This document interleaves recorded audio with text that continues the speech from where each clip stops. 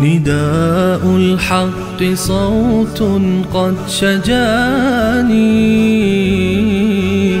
وبلغني الحقيقة والأماني،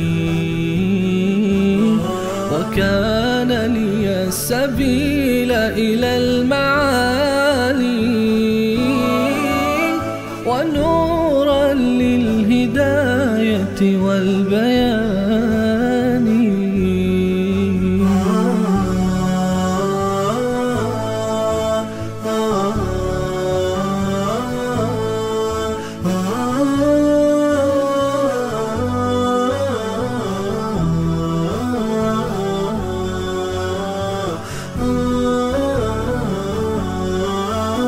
يزيح عن القلوب دجى هواها وينشر في النفوس سنا المعاني، وإن الحق كنز منه تشرى بساتين السعادة والجنان، وليس كمثله ذهب ودر ولا غالي اللآلئ والجمان. نداء الحق صوت قد شجاني وبلغني الحقيقة والأماني، وكان لي السبيل إلى المعالي ونورا للهداية والبيان.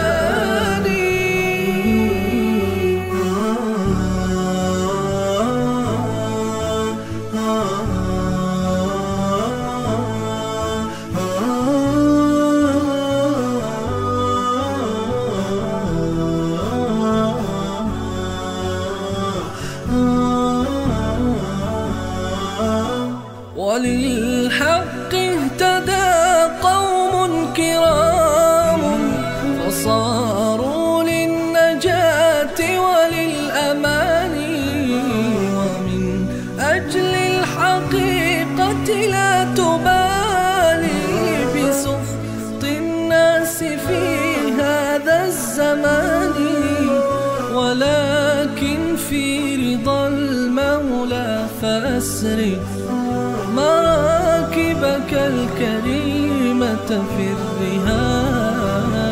نداء الحق صوت قد شجاني وبلغني الحقيقة والأماني، وكان لي السبيل إلى المعالي ونورا للهداية والبيان.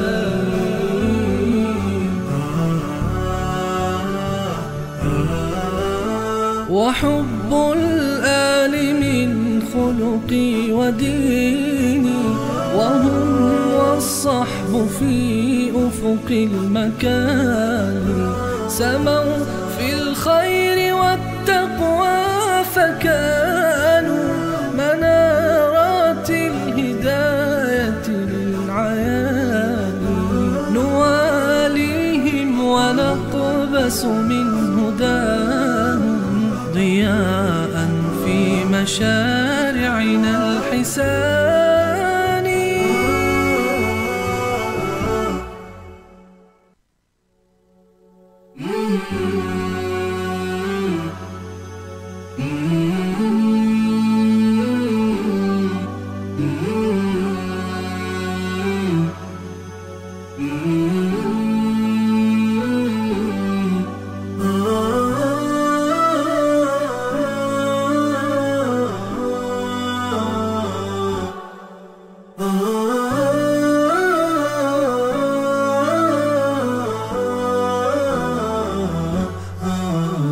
نداء الحق صوت قد شجاني وبلغني الحقيقة والأماني وكان لي السبيل إلى المعالي ونورا للهداية والبيان.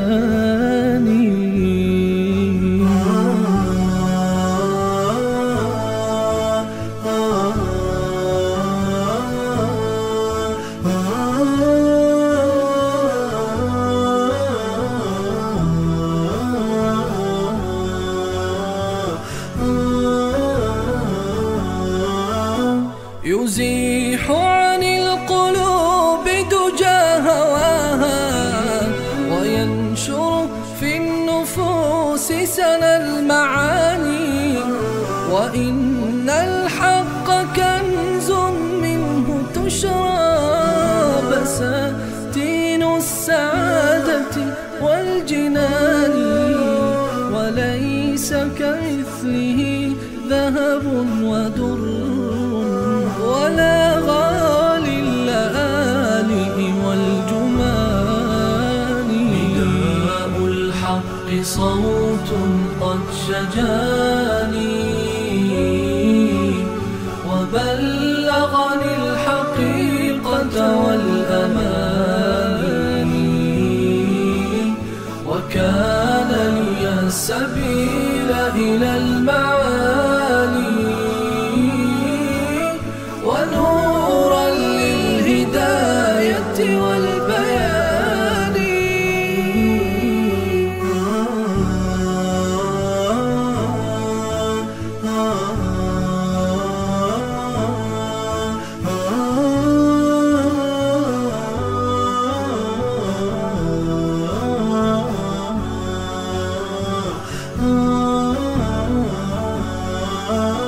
وللحق اهتدى قوم كرام فصاروا للنجاة وللأمان ومن أجل الحقيقة لا تبالي بسخط الناس في هذا الزمان ولكن في رضا المولى فأسرف.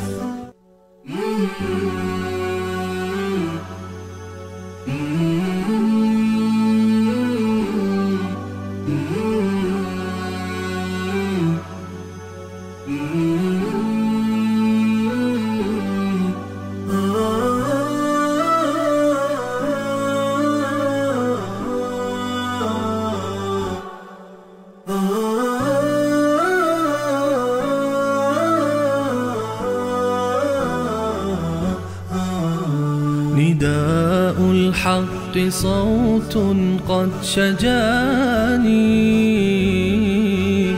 وبلغني الحقيقة والأمان.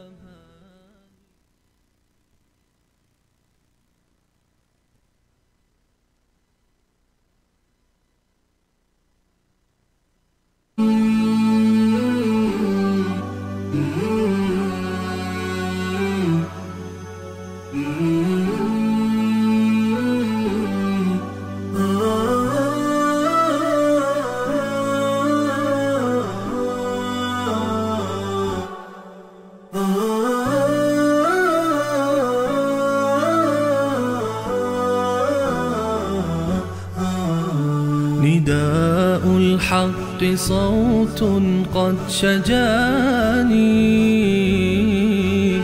وبلغ.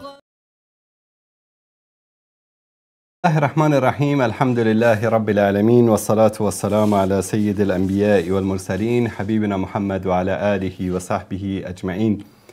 بینندگان عزیز و گرامی، سلام الله علیکم و رحمته و برکاته. در خدمت شما عزیزان هستیم با قسمت دیگری از این برنامه شما عزیزان. تماس مستقیم در این برنامه می توانید از طریق شماره تماس مستقیم ما که روی صفحه تلویزیون زیرنویس شده است و همچنین از طریق همین شماره به وسیله واتساپ با ما تماس بگیرید و در این برنامه شرکت کنید. دوستان عزیز، برنامه امروز رو با یک خبری خوش آغاز می کنیم که الحمدلله بعد از سالها ظلم، ستم و جنایت در سرزمین شام در سوریه، مجاهدین سوریه و گروه‌های مختلفی که شاید بعضی اوقات در بینشون جنگ‌های داخلی هم وجود داشت، الحمدلله به یاری الله سبحانه و تعالی با هم یک دست شدن و متحد شدن و به شهر حلب قهرمان پرور، حلبی که از دهه 70 میلادی تا کنون صدها هزار شهید در راه اسلام داده است رو فتح کردن و لحظات پیش مجاهدین به مرکز شهر حلب رسیدن و آخرین سنگرهای حزب و شیطان لبنان و سپاه پاسداران ایران و روس‌ها و آمریکایی‌ها و همه جنایتکارانی که در طول این 10-15 سال دست به دست هم داده بودند و مردم سرزمین شام سوریه رو به خاک و خون کشیدن و چه ظلم‌ها و جنایت‌هایی که بر علیه اونها انجام ندادن. اما الحمدلله دومین شهر بزرگ سوریه بعد از دمشق، شهر حلب، به دست مجاهدین فتح شد. امیدوار هستیم که این اتحاد، این همبستگی همچنان ادامه داشته باشد در بین مسلمانان و الله سبحانه و تعالی مسلمانان و اهل سنت و جماعت را عزت و سربلندی و فتح و پیروزی نصیب بکند و انشاءالله شاهد فتح و پیروزی در سرزمین فلسطین هم باشیم که این ملت مظلوم و ستم دیده نیز از زیر ظلم و ستم صهیونیست ها نجات پیدا بکنند. موضوع دیگری که در شروع این برنامه میخوام در موردش صحبت بکنم قضیه آتش بسی است که روز 27/11 یعنی 2 روز پیش، روز چهارشنبه، بین اسرائیل و بین حزب الله لبنان برقرار شد. دوستان عزیز، ما در این مدت بارها در برنامه صحبت کردیم که دوستان عزیز، ملاها، دعوتگران، کسانی که احساساتی میشوید، کسانی که بدون در نظر گرفتن تعالیم قرآن و سنت الهی به دشمنان اسلام، به دشمنان اصحاب رسول الله و همسران رسول الله به روافض دل خوش می کنید که گویا آنها از مسلمانان دفاع می کنند، از فلسطین دفاع می کنند، از سرزمین های مقدس شما دفاع می کنند و با 4 تا درامه‌ای که درست کردن، 4 تا موشکی که زدن و بعضی از بازی‌هایی رو که تئاترهایی رو که درست کردن، بعضیا جوگیر شده بودن که بله دیدید که حزب الله با اسرائیل جنگید، دیدید که ایران با اسرائیل جنگید. بارها گفتیم برادران عزیز، به اینها دل خوش نکنید. اینها دلسوز اسلام و مسلمین و اهل سنت نیستن و دیدید که 2 روز قبل آتش بس کردن و با اسرائیلی ها جنگشون به اصطلاح به پایان رسید و اهل سنت رو تنها گذاشتن، مردم فلسطین رو تنها گذاشتن، مردم غزه رو تنها گذاشتن. و یک اصلی رو همیشه شما باید در ذهن داشته باشید که الله سبحانه و تعالی در سوره مائده آیه 82 میفرماید که دوستان اگر نشون بدن، لتجدن اشد الناس عداوة للذین آمنوا اليهود والذین اشركوا. بدترین، شدیدترین، سختترین، سرسختترین دشمن شما مؤمنان کیا هستند؟ یهود و مشرکین.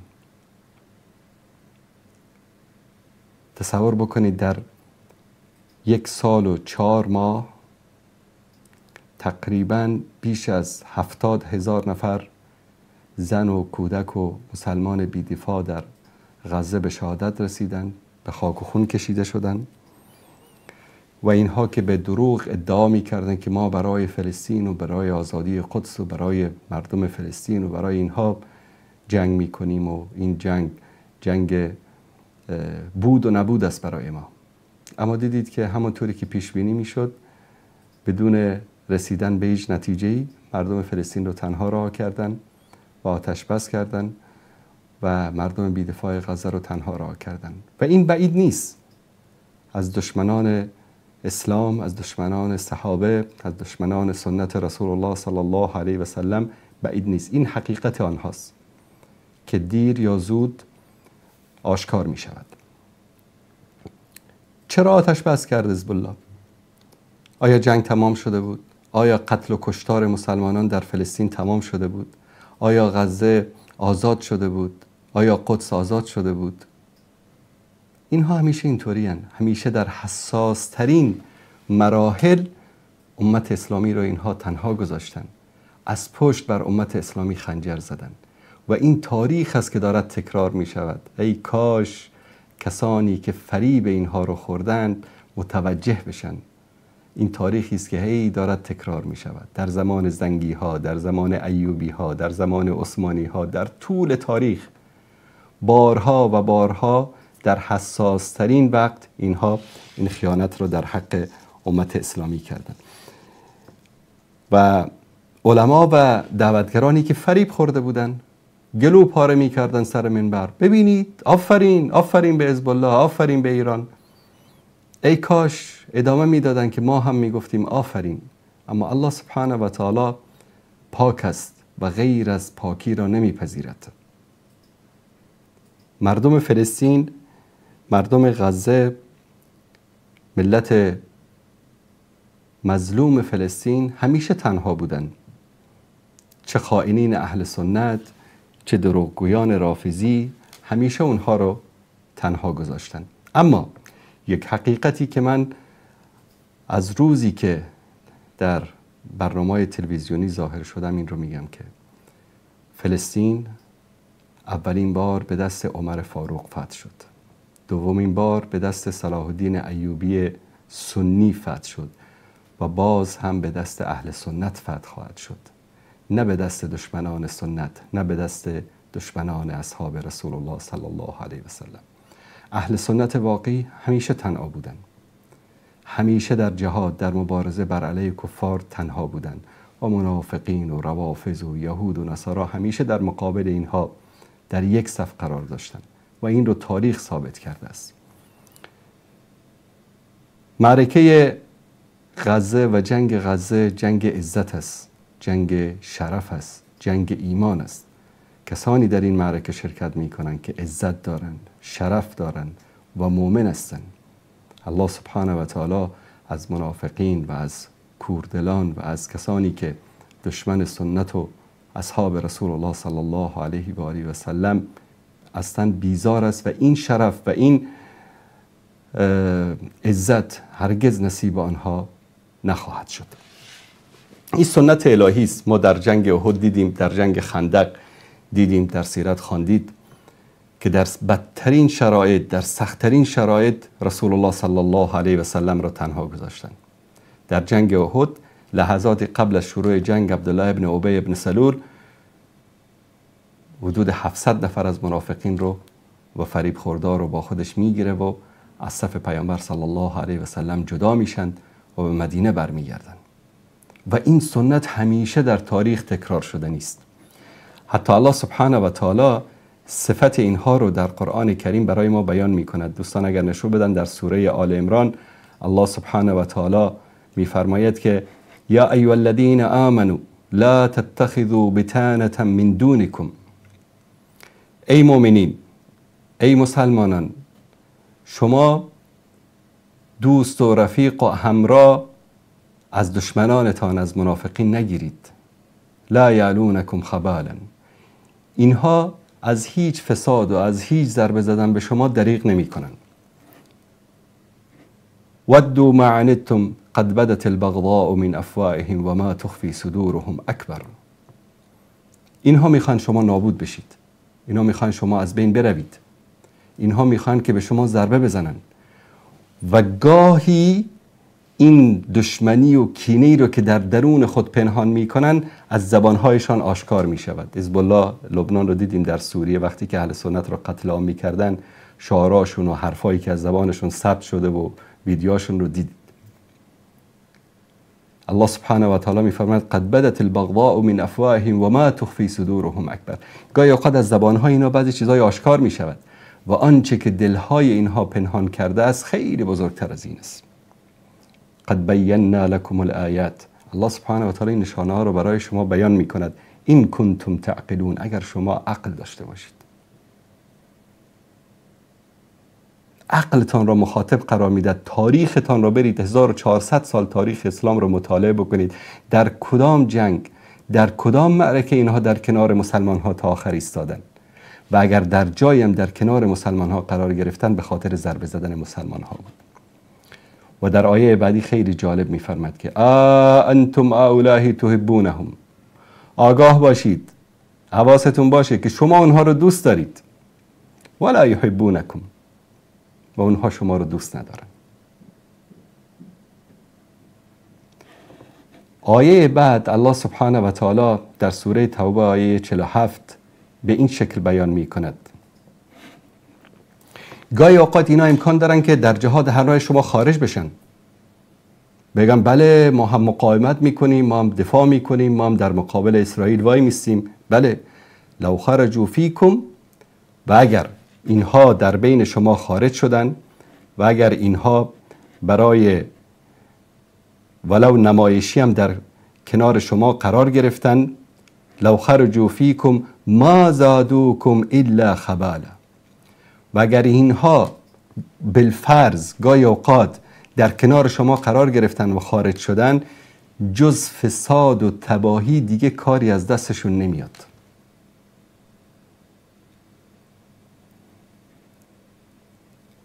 ولعوضعوا خلالكم يبغونكم الفتنة وفيكم سماعون لهم والله عليم بالظالمين. و در میان شما افراد ضعیف الایمان، ملاهای بیخبر، دعوتگران از دنیا بیخبر رو فریب میدن. بله ببینید اینا قرار گرفتن، اینا دارن از غزه دفاع میکنن، دارن از فلسطین دفاع میکنن. میگه الله سبحانه و تعالی میفرماید که در میان شما افرادی هستن که حرفای اونا رو گوش میدن، حرفای اونا رو باور میکنن، و الله سبحانه و تعالی به حال ستمگاران و ظالمین آگاه است.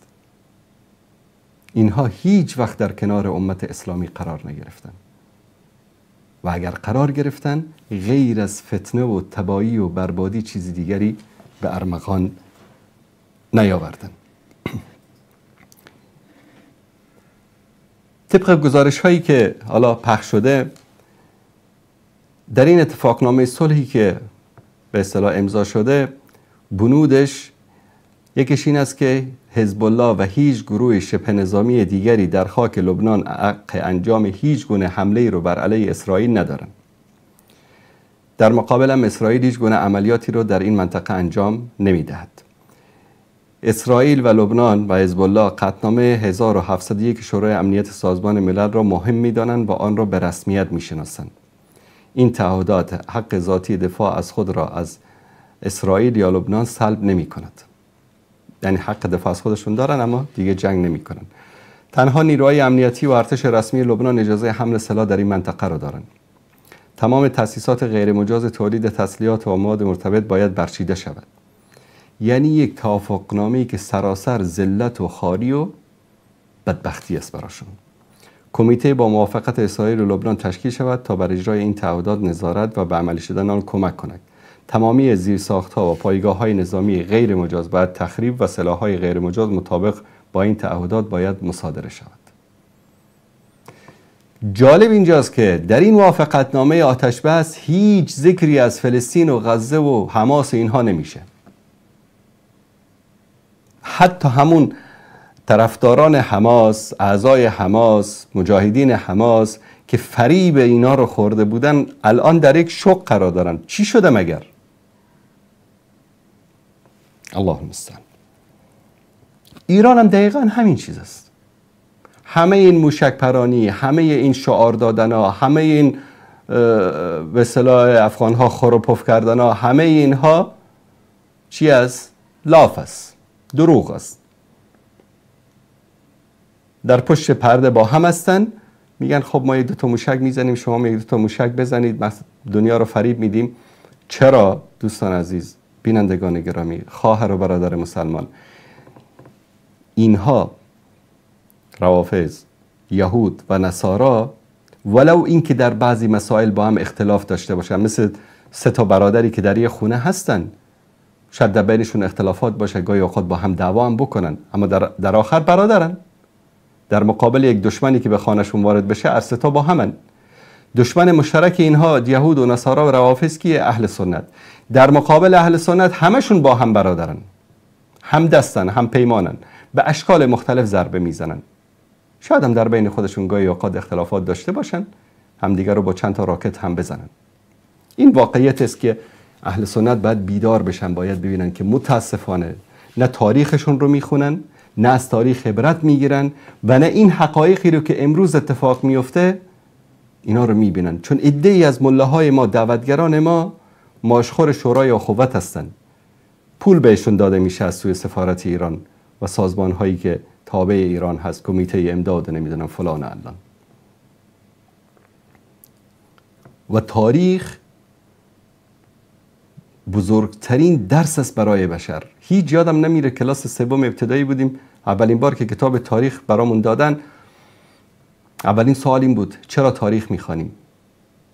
هیچ جون عبارت یادم نمیره. تاریخ میخوانیم تا از سرنوشت گذشتگان خود بیاموزیم و اشتباهاتی که آنها انجام دادن ما تکرار نکنیم، فلان انجام ندهیم.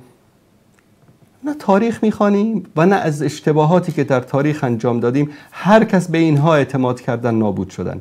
اموی‌ها به اینها اعتماد کردن نابود شدن، عباسیان به اینها اعتماد کردن نابود شدن، هر کس به اینها اعتماد کردن نابود شدن. اینا جز خیانت در طول تاریخ و الی یوم القیامه هیچ کار دیگری نمی کنن و این سنت الهی است. این ذات اینها اینطوری است. اصلا اساس اینها بر این عبدالله ابن سبع یهودی که اینا رو ساخته، برای همین ساخته است، ضربه زدن به اسلام و مسلمانان. آمریکا و اسرائیل محتاج ایران است، ایران محتاج آمریکا و اسرائیل است. منفعت مشترک دارن در منطقه. آمریکا و اسرائیل به کشوری به اسم همین جمهوری اسلامی با این حکومت، منظور ایران نیست، منظور این حکومتی است که امروز مثل غده سرطانی در بین امت اسلامی قرار گرفته، نیاز دارن. برای چی؟ برای که جلوی اهل سنت رو بگیرن، برای اینکه در منطقه فساد و جنگ و خونریزی را بندازن. در سوریه، در عراق، در افغانستان، در لبنان، در یمن، در هر جایی که ببینید تا پای نحس اینها برسه، در اونجا جنگ و خونریزی و اختلاف بین امت اسلامی رخ میده. و اینها هم به آمریکا و اسرائیل نیاز دارن که یک لولو خورخوره‌ای برای امت اسلامی درست بکنن. 40 سال است که ما میشنیم، 40 و چند سال است که میشنیم که بهر آزادی قدس از کربلا باید گذشت. چی شد؟ چی کار کردن؟ هیچ.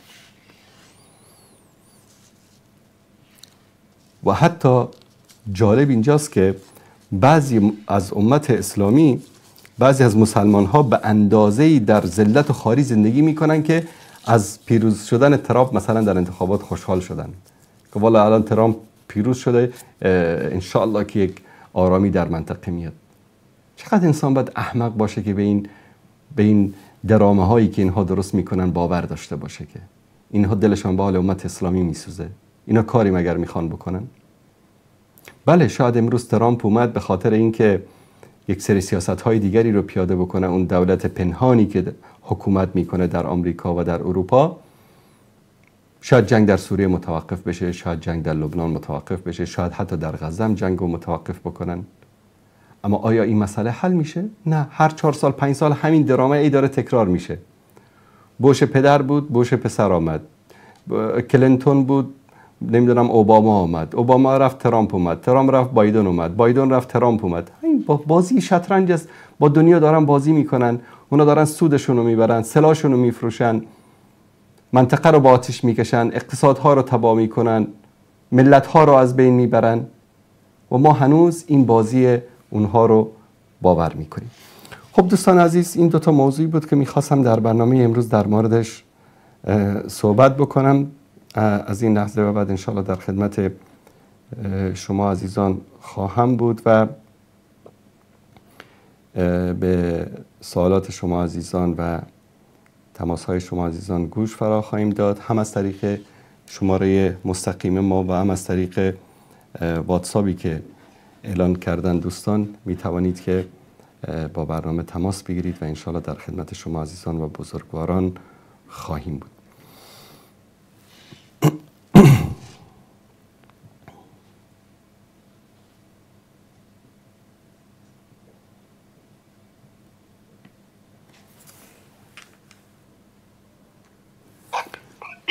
ولی دوست عزیز بفرمایید. بفرمایید. سلام، وقت شما بخیر. وقت شما بخیر، بفرمایید. درباره این کمی که اول برنامه شما شروع شد، من خودم از افغانستانم، بله. از هرات، درباره این شیعه و سنی و ایران خلاصه شما صحبت میکردیم. من بعضی موقع برنامه شما نگاه میکنم از یوتیوب، خلاصه ای که مثلا چند وقت پیش جنیفر لوپیز و خیلی شاید 10 تا 15 تا عربستان دعوت کرد، یعنی هر کدومی چند میلیارد پول داد و جا و هتل و همه رزرو کرد. اونو خب آمادم، حالی بازم ایران مثلا من خود از یعنی از دین اهل سنتم، ولی خب هر رقم نگاه میکنی بازم ایران از کشورهای اهل سنت خلیج فارس بیتره، چون که به غزه و اینا خیلی کمک کرده. شاید بعضا بگم نه که حمایه سلاح و اینا مهمات میده، قبول دارم و به نفعی هم هست به بعضا جا، ولی خب خلاصه اگه ایران نباشه اصلا به نظر خود من دینم از بین میره، جذابیت واقعا. خب دوستان عزیز، ما در این مورد همه شاهد هستن که در مورد آنچه در عربستان اتفاق افتاد برنامه زنده داشتیم، 2.5 ساعت صحبت کردیم. شاید شما ندیدید اون برنامه ما رو. این به این معنی نیست که مثلا حالا اگر که در عربستان سعودی یک کنسرتی اجرا شده شما از فاحشه‌خانه‌های قم و مشهد خبر ندارید. طبق آمار رسمی جمهوری اسلامی که خودشون اعلان کردن، سن فاحشه‌های ایران به زیر 18 رسیده، یعنی دخترای 13-14 سال در خیابان‌های تهران، قم، مشهد، نمیدونم شما رفتید یا نرفتید، این اطراف امام رضا برید بگردید چقدر زن فاحشه اونجا دست میدن بهتون که سوار ماشینتون بشن. فاحشه‌خانه‌ای که امروز در قم است برادر عزیز، فاحشه‌خانه‌ای که امروز در قم مقدس هست در کل جهان اسلام نیست. حرف شما رو قبول دارم. خب من خود داخل ایران هم زندگی کردم، سخت به مهاجر، واقعا خود من مهاجر بودم 1 سال، ولی خب هر رقم که حساب کنیم مثلا چرا کشورهای عربی با اینقدر سرمایه دارن، چرا افغانی‌ها نمیپذیرم که ایران با اینکه ما سنیم، خب کل افغانستان بیشتر 70 یا 90% اهل سنته، با این وجود که ایران مثلا تشیعه و خیلی ظلم میکنه، خب 20 سال 30 سال میشه مهاجر افغان داخل ایران، چرا کشورهای بیشتر از ایران در پاکستان هستن، بیشتر از ایران در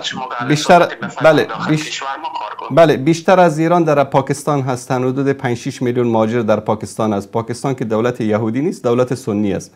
مردم پاکستان 99% سنی است.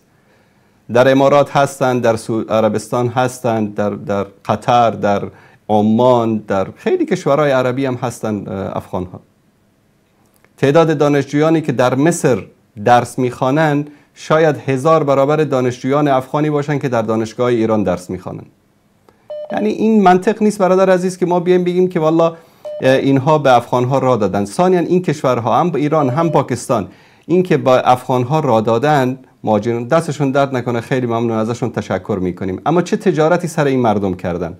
سالانه میلیاردها دلار از سازمان ملل و نمیدونم از امور پناهندگان و از فلان این کشورها میگیرن، در مقابلش مثلا شما در ایران زندگی کردید. آیا حکومت ایران گاهی مثلا یک پیپ روغن، یک گونی برنج به شما آورده در خونتون داده؟ در حالی که سازمان ملل میده به ایران به خاطر مهاجرین، اما نمیدن، خودشون حیف و میل میکنن، هم پاکستان هم ایران. ثانیاً ظلم و ستمی که بالای مهاجرین افغان در ایران هست، آیا در هیچ کشور سنی شما دیدید، شنیدید؟ نانوایی به شما میگه که افغانی هستی به تو نان نمیفروشیم. مکاتب و مدارسشون به شما میگه افغانی هستی بچه شما رو در مدرسه ثبت نام نمی کنیم. و اونهایی هم که خیلی خوب باشن و دلشون بسوزه به اسم مستمع آزاد میگیرن که نه مدرکی نه سندی، شما 12 سال درس میخونی به شما کارنامه نمیدن، شهادت نامه نمیدن. یعنی این واقعیت ها رو نباید بگذاریم. همین دو ماه پیش تقریبا حدود 260 نفر از همین همشهریای هراتی ما مگه در سر مرز ایران توسط مرزبان‌های ایران به شهادت نرسیدن؟ به این چیزا رو ما نباید یک طرفه قضاوت بکنیم. آره اگر که خدمتی کردن، کمکی کردن، دستشون درد نکنه، تشکر میکنیم ازشون، اما جنایتاشون هم نباید فراموش بکنیم. حرف شما من قبول دارم، برنامه شما نگاه میکنم، ولی خوب ایبایی که مثلا ایران علی تشیعه و بعض جا واقعا نسبت به که حال شما از پاکستان اسم بردیم، ترکیه مثلا چند روز پیش یک پسر افغان که به کابل رفته بود دیپورت شده بود شهر ما، اشک ما به خدا در آمد، میگه جای کمپای ترکیه بدتر از کمپای ایران، با اینکه ترکیه علی سنت بیشتر، مثلا 90% شاید بازم علی سنت. نه، حکومت ترکیه نه شیعه است نه سنی است. حکومت ترکیه نه شیعه است نه سنی است. یک حکومت لاییک است، یک حکومت دموکراسی است. برای شیعه و سنی فرق نمیکنه. از شما اونجا نمیپرسه که شیعه است یا سنی، در حالی که شما اگر در ایران کارت شناسایی گرفته باشید در وزارت کشور، اولین سوالش از شما چیه؟ شیعه است یا سنی؟ در اون فرم هم می‌نویسن که شما شیعه هستید یا سنی. وانگهی ترکیه نگفته که من مهاجر افغانی قبول میکنم، گفته؟ نگفته. جوانای ما میرن از سر مرز به قاچاقبر پول میدن، اونجا زندان میشن، قاچاقبر اونا رو زندان میکنه. بیشتر این ظلم و ستم هایی که میکشن از دست قاچاقبرا میکشن.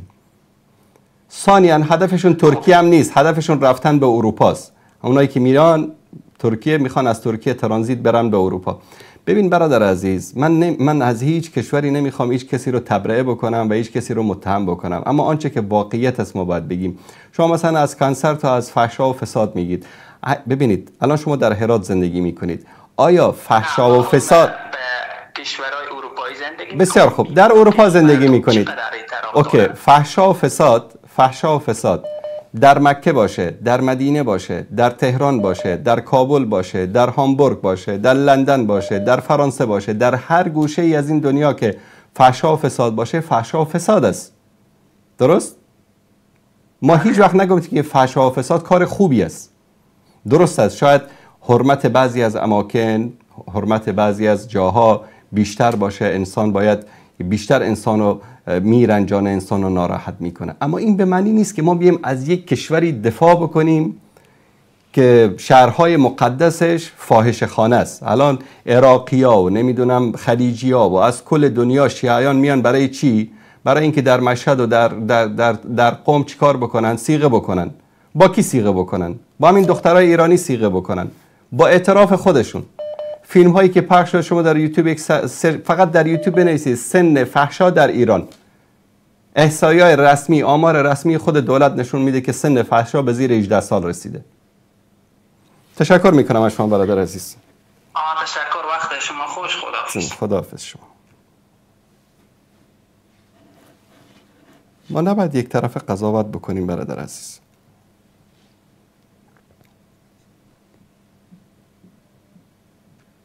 بله، سلام علیکم، بفرمایید. سلام علیکم آقای انصاری. علیکم من السلام. یک مهاجر هستم از ایران. تماس گرفتم. بفرمایید. مطالبی که شما میگین نان نمیدم، نمیدونم مدارس ثبت نام نمیکنه، اینا دروغه. چرا گوار میزنی آقای انصاری؟ نان نمیدم، نمیدونم.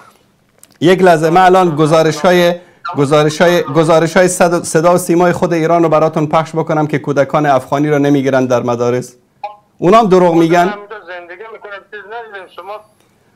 شما چند ساله در اونجا زندگی میکنید؟ چند ساله در اونجا زندگی میکنید؟ من همیشه به دنیا آمدم. شما به دنیا آمدید. کارت شناسایی دارید؟ کارت شناسایی دارید؟ بله، من پاسپورت دارم. پاسپورت. نه، کارت شناسایی دارید اونجا؟ رسمی در ایران زندگی میکنید یا نه غیر رسمی؟ ما رسمی هستیم، پاسپورت دارم. خب شما رسمی هستید، ما داریم از مهاجرین صحبت میکنیم. سیاه نمایی نکنید برادر عزیز. نه، شما در سیاه نمایی میکنید آقای انصاری جان. عزیز دل برادر، ما از مهاجرین داریم صحبت میکنیم، کسایی که مثلا کارت شناسایی دارن، کسایی که اتباع هستن، نه کسایی که به طور رسمی دارن در اونجا زندگی میکنن. خب ما مشکل ما با شما نیست، مشکل ما با مهاجرین است. شما برید از مهاجرین بپرسید که چه رنجی میکشن در اونجا. ما مهاجر هستم همیشه. تشکر میکنم از شما. تشکر میکنم برادر عزیز. یعنی سعی نکنید که دروغ بگید، در جلوی ملأ عام دروغ بگید. از برای خدا، صدا و سیمای خود ایران میگه که کودکان افغانی این مشکلات را دارن. آقای انصاری جان. تشکر جانم. تشکر. تو جایی که خوردی اونجا داره درد میکنه. بیننده عزیز سلام علیکم، بفرمایید. سلام علیکم استاد. علیکم السلام و رحمت الله و برکاته. تشکر استاد عزیز. زنگ من جواب دادی استاد. اگه اجازه تان باشه من در مورد خودتان یک سوال بپرسم استاد. بفرمایید. تشکر استاد. چون اولا استاد در مقدمه حرف خود من بگویم استاد که هر کسی که هر چی میکنه در هر دین می باشه، هر کاری که میکنه استاد، اگر کار خوبی میکنه یا خرابی میکنه، او خوبی و بدیش به خودش میرسه استاد. پس اگر خداوند به ایمان هیچ کس ضرورت نداره و همچنان در سوره سوم فکر کنم سوره سوم آیه ما فراموش کردیم استاد. بخیالم سوره سوم علامت پیری است برادر عزیز. جان؟ علامت پیری است. نه علامت پیری نیست استاد عزیز.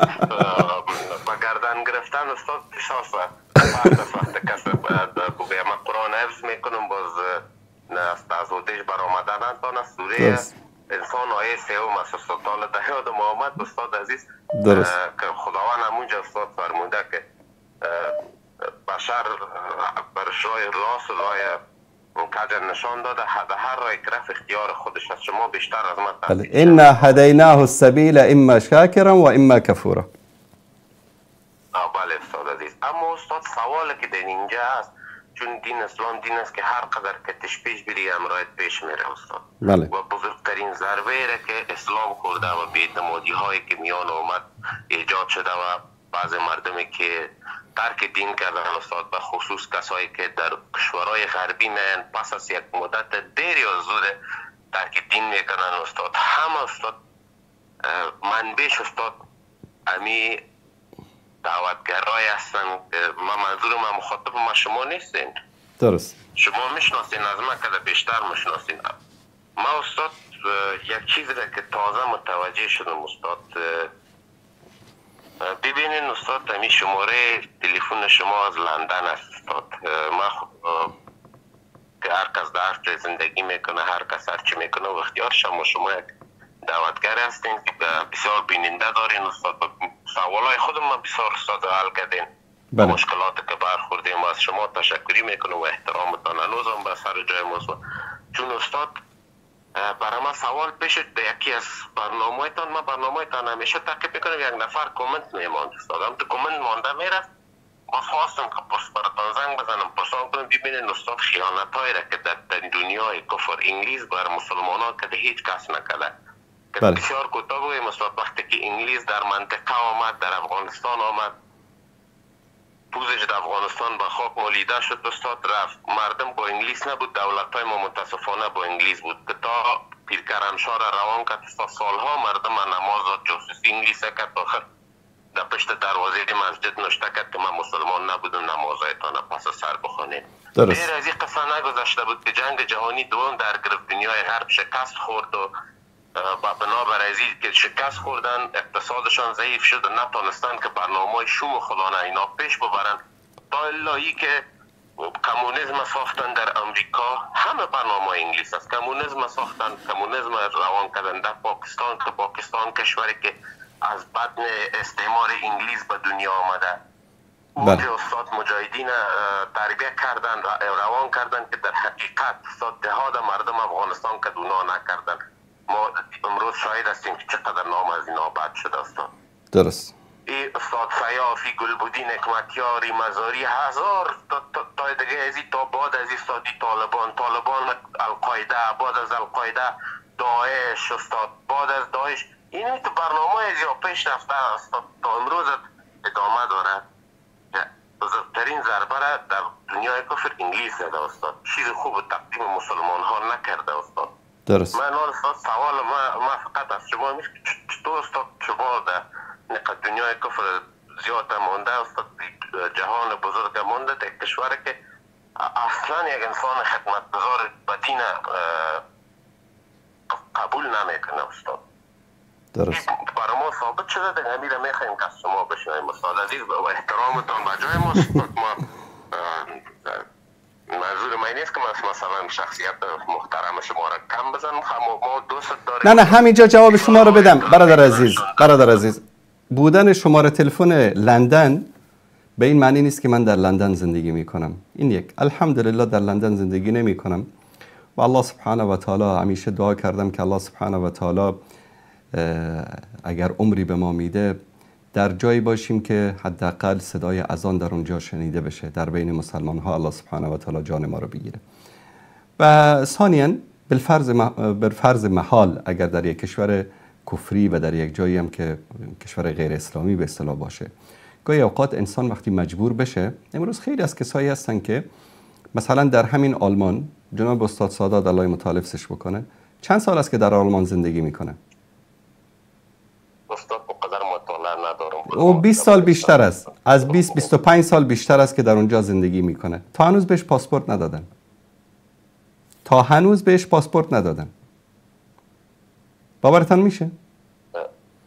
علمایی هستن، دعوتگرانی هستن که در همین بریتانیا 30 سال است که زندگی میکنن، تا هنوز بهشون پاسپورت ندادن. یک ریفوجی پاسپورت دارن که هر وقت هم که خواستن از اون میگیرن، میگن که برو بخیر. ببینید اونا هیچ وقت اونا هیچ وقت به انسانهای مسلمان واقعی که اسلام رو بر اساس قرآن و سنت در بین مردم تبلیغ بکنن، هیچ وقت اونها رو جا نمیدن و اگر جا هم بدن، از مجبوری کسی مجبور بشه بره، نه بهش پاسپورت میدن نه بهش تابعیت میدن، در یک حالت معلق میگذارنش، فهمیدین که به اصطلاح خودش از زندگی سیر بشه. الحمدلله یعنی بودن شماره تلفن لندن به این معنی نیست که من در لندن زندگی میکنم. متوجه هستید؟ شما مثلا در هر کشوری که زندگی بکنید، شما طریق خصوصی با ما تماس بگیرید، با شماره تلفن همون کشور یا با شماره تلفن آمریکا یا هر کشوری رو که بخواید، برایتان یک شماره میخریم، میفرستیم، واتساپ باز بکنید، استفاده بکنید. این الان تکنولوژی به اندازه، من میتوانم همینجا شماره تلفن افغانستان رو هم بزنم و شما به من زنگ بزنید و من در هر گوشه دنیا که باشم جواب بدم. این از این. مشکل دیگری هست؟ نه استاد، سلامت باشید. ما خودم شخصا در کشور غیر اسلامی زندگی میکنم استاد و ما اصلا به خود این اجازه را اصلا به خود نمیدم که کسی را ما مورد انتقاد قرار بدم. فقط در مورد ازی چون استاد ما زیاد دال مطالعه است و معلومات دینی ما کم است، اما تا جایی که استاد ما مطالعه کردم بزرگترین ضربه را اینمی کسایی زدن که شکی نیست. نه حتی شما آزاد هستید حتی هر انتقاد تندی هم که از من دارید میتوانید بیان بکنید. مشکل نیست برادر. انتقادتون به خاطر استاد ما 3 سال پیش که حکومت در افغانستان تغییر کرد، ما در افغانستان بودم در اون دوران. بله. و تمام مولوی ها و ملاهایی که دمی 20 سال در مساجد بودن استاد، مردم نماز دادن، همه اینا در طیاره ششتن مستقیم رفتن لندن استاد. همه اینا دانه به دانه. اما استاد ما تجربه نداشتم که من اینا مستند جور میکردم استاد. من میشناختم یاره که باز یک داکومنت جور میکردم ارسال میکردم. فقط سوالم در این مورد بود. سلامت باشید. سوال خدا گرفتم استاد به انگلیس هیچ وقت دوست مسلمانان یقینا من آیه‌ای که پیشتر من تلاوت کردم در اینجا، الله سبحانه و تعالی به ما چی میگه که شما آنها را دوست دارید ولکن آنها شما را دوست ندارند. این صفت کفار و منافقین است. زنده باشید برادر. تشکر از شما. تشکر استاد. خدا نگهدار شما. سلام. معذرت میخوایم. خواهش میکنم. نکنین بسیار بخشش باشه. خواهش میکنم. معذرت میخوایم استاد. شخصیت کسایی که اینجا مخالفایتان هستند میشنون، ما همیشه با استاد انصاری زنگ زدیم و بسیار سوال ازش کردیم، چون با علمیت که استاد انصاری داره ما باورمند هستم. سلامت باشید بزرگوار. ما تعقیب میکردم و کامنت هایی را که من دیدم سوال بر من پیش شد و من حیث یک بینندهش، من حیث یک شاگردش سوال کردم. سلامت باشید برادر. سلامت باشید. نزدیک ببینم دستایشم. سلامت باشید بزرگوارید برادر. بزرگوار هستید برادر عزیز. تشکر از شما. زنده باشید.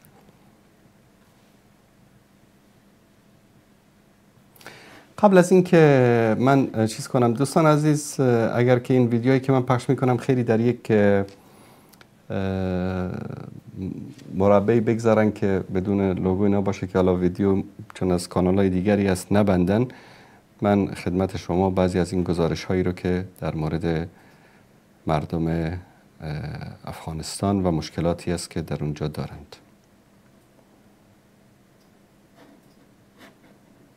من که از بچگی توی ایران بزرگ شدم و پدر مادرم هم 30 سالی هستن که توی ایران تهران ساکن هستن. من رفتم کلاس دهم رو ثبت نام کنم که من ثبت نام نکردن. اول گفتن که بخشنامه نیومده. حدود 1 ماه من رفت و آمد داشتم توی این مدرسه. آخر سر هم که من رفتم آموزش و پرورش، بهشون گفتم که چرا بخشنامه نمیاد و کی میاد و اینا. به من گفتن که شما باید الان ثبت نام میشدی، من بهت یه نامه ای رو میدم، شما برو با این ثبت نام میکنن. که من رفتم مدرسه مدیر این مدرسه با لحنی خیلی بد با بنده صحبت کردن، گفتن غلط کردی، شما بیخود کردی رفتی آموزش پرورش نامه گرفت. 2 روز مونده به آغاز سال تحصیلی و هر روزم که میرم برای ثبت نام برمیگردم سوال دخترم اینه که بابا من ثبت نام شدم یا نشدم و کی میرم مدرسه. واقعا من جوابی برای دخترم ندارم. از خجالت میکشم برگردم خونه. اگر ما در هر گوشه دنیا، حتی اگر در پاکستان می بودیم، حق آموزش برایشان داده می شد و این حق مسلم یک انسانت. حتی اگر ما در می افریقا هم می بودیم، این حق برای اطفال ما داده می شد. اما متاسفانه در کشور بزرگ ایران که همه داد از فرهنگ مهاجرپذیری و حق دینی و انسانی می زنند و کمال تاسف که امسال هم اجازه ورود به مدرسه رو ندادن، در حالی که ما کد یکتا و تمدیدی پاسپورت هم داریم. برای ثبت نام بچه میرین، اول میگه جا نداریم، دوم میگن که بخشنامه هنوز برامون نیومده. بعد با کل اصرار و اینا الان جدیدن یک کاری دیگر مد کردن، میگن 5 تومن کمک به هزینه به مدرسه بزن. الان امسال این رویه رو گرفتن، با اینکه آموزش پرورش هم در جریان این موضوع و اعلام میکنه هیچ هزینه ای را برای ثبت نام نباید دریافت کنه مدارس، ولی هزینه این گفته رو میگیرن. مدت 1 سال میشه که فامیل خود اینجا آوردیم با بچه‌ها و اولادا. نمیخواستم بیارم ولی دخترم کلاس 8 بود، از مدرسه محروم شده بود. اونجا 1 سال بدون درس من اینجا آوردم با چقدر هزینه و مصاریف گزاف برای اینکه درس بخونه. کوتاه اینکه زمانی که به مدرسه مراجعه کردم باز صدها صدا از شکایت مردم از اینکه اجازه نمیدن که در اونجا کودکانشون درس بخوانن در مدارس. الان قسمت دیگری هم خدمت شما عزیزان.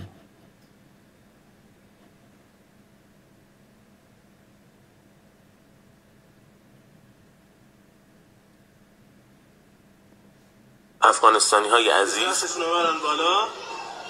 بقیه کلاس ها رو هم که ببینید عمدتاً وضع همینه. تو بعضی از کلاس ها تعداد افغانستانی ها از ایرانی ها هم بیشتره. ولی خب اینجا باید بگم این ویدیو برای سال پیشه و امسال تمام دانش آموزان افغانستانی از مدارس ایران اخراج شدن. وظیفه انسانی من و معلم اینه که به این بچه ها درس یاد بدم، فارغ از اینکه از کدوم ملیت هستن. حتی بماند که منم همراه اونا اخراج شدم. نمیدونم، شاید با توجه به شرایط کشور تصمیم درستی هم باشه. نظرش بله. این نمونه ای است از اینایی که حالا یکی از مشکلات رو ببینید. زندگی و آینده کودکان افغانستانی با بخشنامه‌های مختلف مسئولان ایرانی گره خورده است. یک بخشنامه از مدیران می‌خواهد کودکان را در مدارس ثبت نام نکنند. بخشنامه دیگری هم اما اگرهای بسیاری برای تحصیل پیش روی آنها قرار می‌دهد. ماجرا تا جای پیش رفته که با وجود سپری شدن آغاز سال تحصیلی جدید، هنوز عده‌ای از کودکان افغانستانی نتوانستند در کلاس درس حاضر شوند. چالشی که البته موجب اعتراض بسیاری از خانواده‌های مهاجر شده است. قصه تحصیل کودکان افغانستانی در ایران هر سال متفاوت‌تر از سال قبلش است. امسال اما کودکان افغان شرایط سختی را سپری می‌کنند.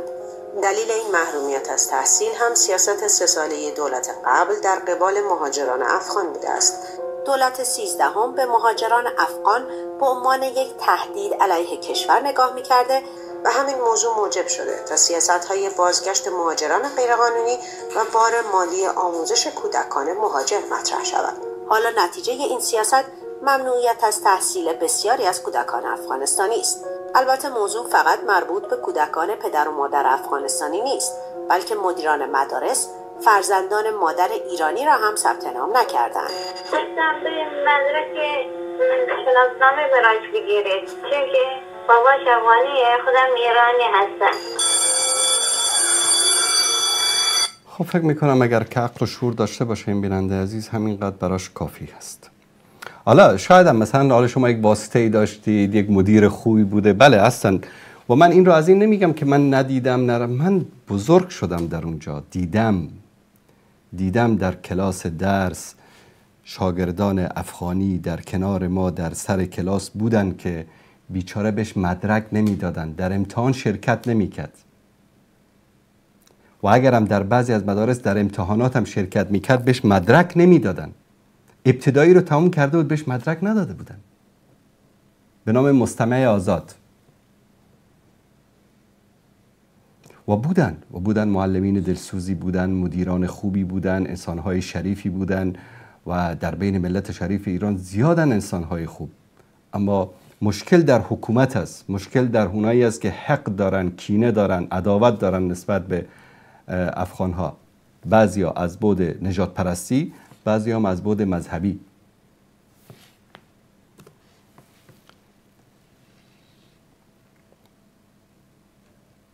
بیننده عزیز سلام علیکم، بفرمایید. سلام علیکم و رحمت الله و برکاته. علیکم السلام و رحمت الله و برکاته. استاد عزیز همین دستمال تاریخ خوشبوی هایکو؟ بله. با همون میشود تاورت کرده.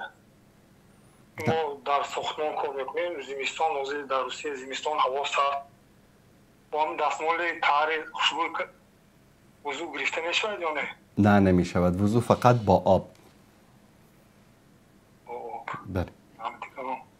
زنده باشید، سلامت باشید. سلامت باشید.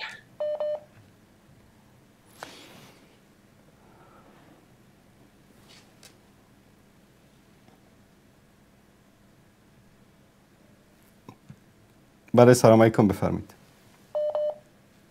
و علیکم سلام. استاد همساری خوبه؟ سلامت باشید، بفرمایید. استاد یک سوال داشتم، اجازت است؟ بفرمایید. استاد یکی از شخصای همین اهل سنت مقصد میگوید که صحابگان وقتی که یک شهر ایران رو مقصد محاصره میکنن، ضبط میکنن، زنان و دختران رو لخت میکنند، مقصد تجاوز میکنن، همین حقیقت دارد؟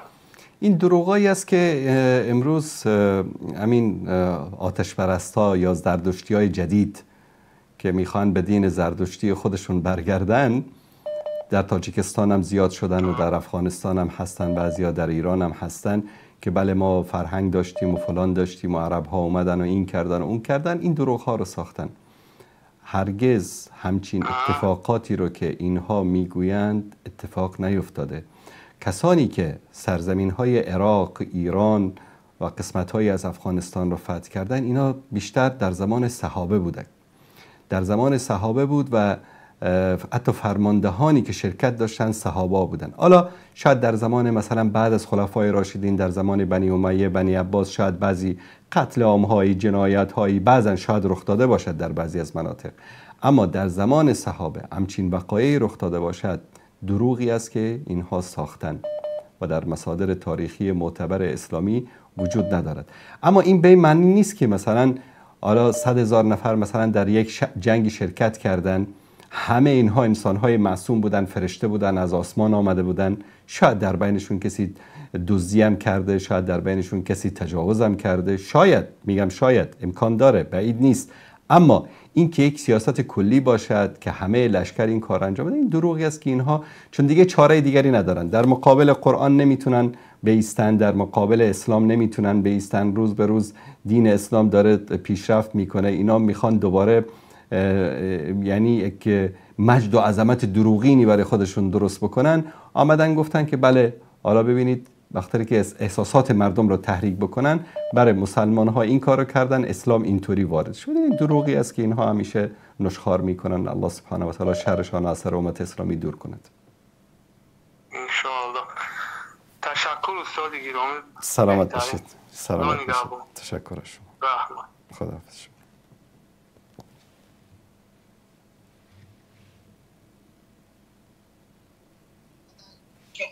السلام علیکم آقای احمدی، بفرمایید. الو. بله بفرمایید. سلام آقای انصاری.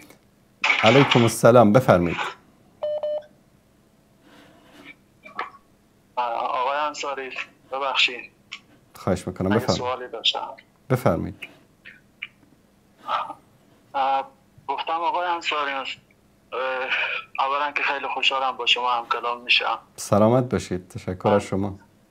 از دیار مولانا مجیب الرحمن انصاری بهتون زنگ زدم از هرات تمام. الله متعال رحمت بکنه. الله متعال رحمت بکنه مولانای شهید رو. بفرمایید. آقای انصاری من یه سوالی داشتم. بله.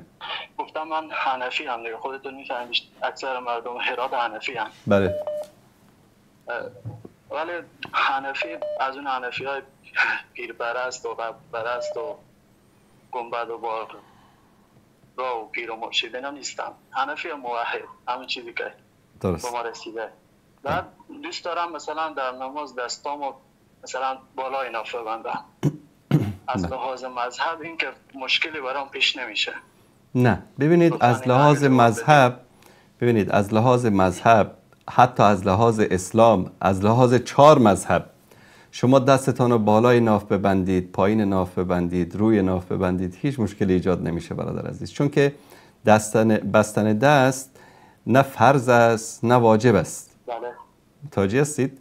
حتی مالکی ها دست باز نماز میخونن و اگر کسی دستش بازم نماز بخونه نمازش صحیح هست، اما مطابق سنت رسول الله صلی الله علیه و سلم بعد دست بسته شود. این که در کجا باید بسته شود و چرا بین مذاهب، بین شافعی و حنبلی و حنفی اختلاف وجود دارد، والله اعلم. نظر من این است که رسول الله صلی الله علیه و سلم هم بر روی سینه دستشون رو گذاشتن، هم به زیر سینه گذاشتن، هم روی ناف گذاشتن، هم زیر ناف گذاشتن، هم بالای ناف گذاشتن. و در هر مذهب هر صحابه‌ای که هر تابعی که حدیث روایت کرده همون مذهب همون حدیث رو گرفته و بهش عمل میکنه. هیچ اختلافی نیست. اصلا ببینید خیلی یک نکته رو باید خدمت شما با همه جوانان بگم که نسل جوان باید از این تعصبات خشک که نمیدونم دستتو کجا بستی، که نمیدونم پاتو چقدر باز کردی و چقدر بستی و سرت کلاه داره و سرت کلاه نداره، اینها همه تعصبات است. ببینید ما اتباع سنت. همینم بگم آقای انصاری. بله بفرمایید. ببخشید دیگه حرفتون رو قطع کردم. خواهش میکنم بفرمایید.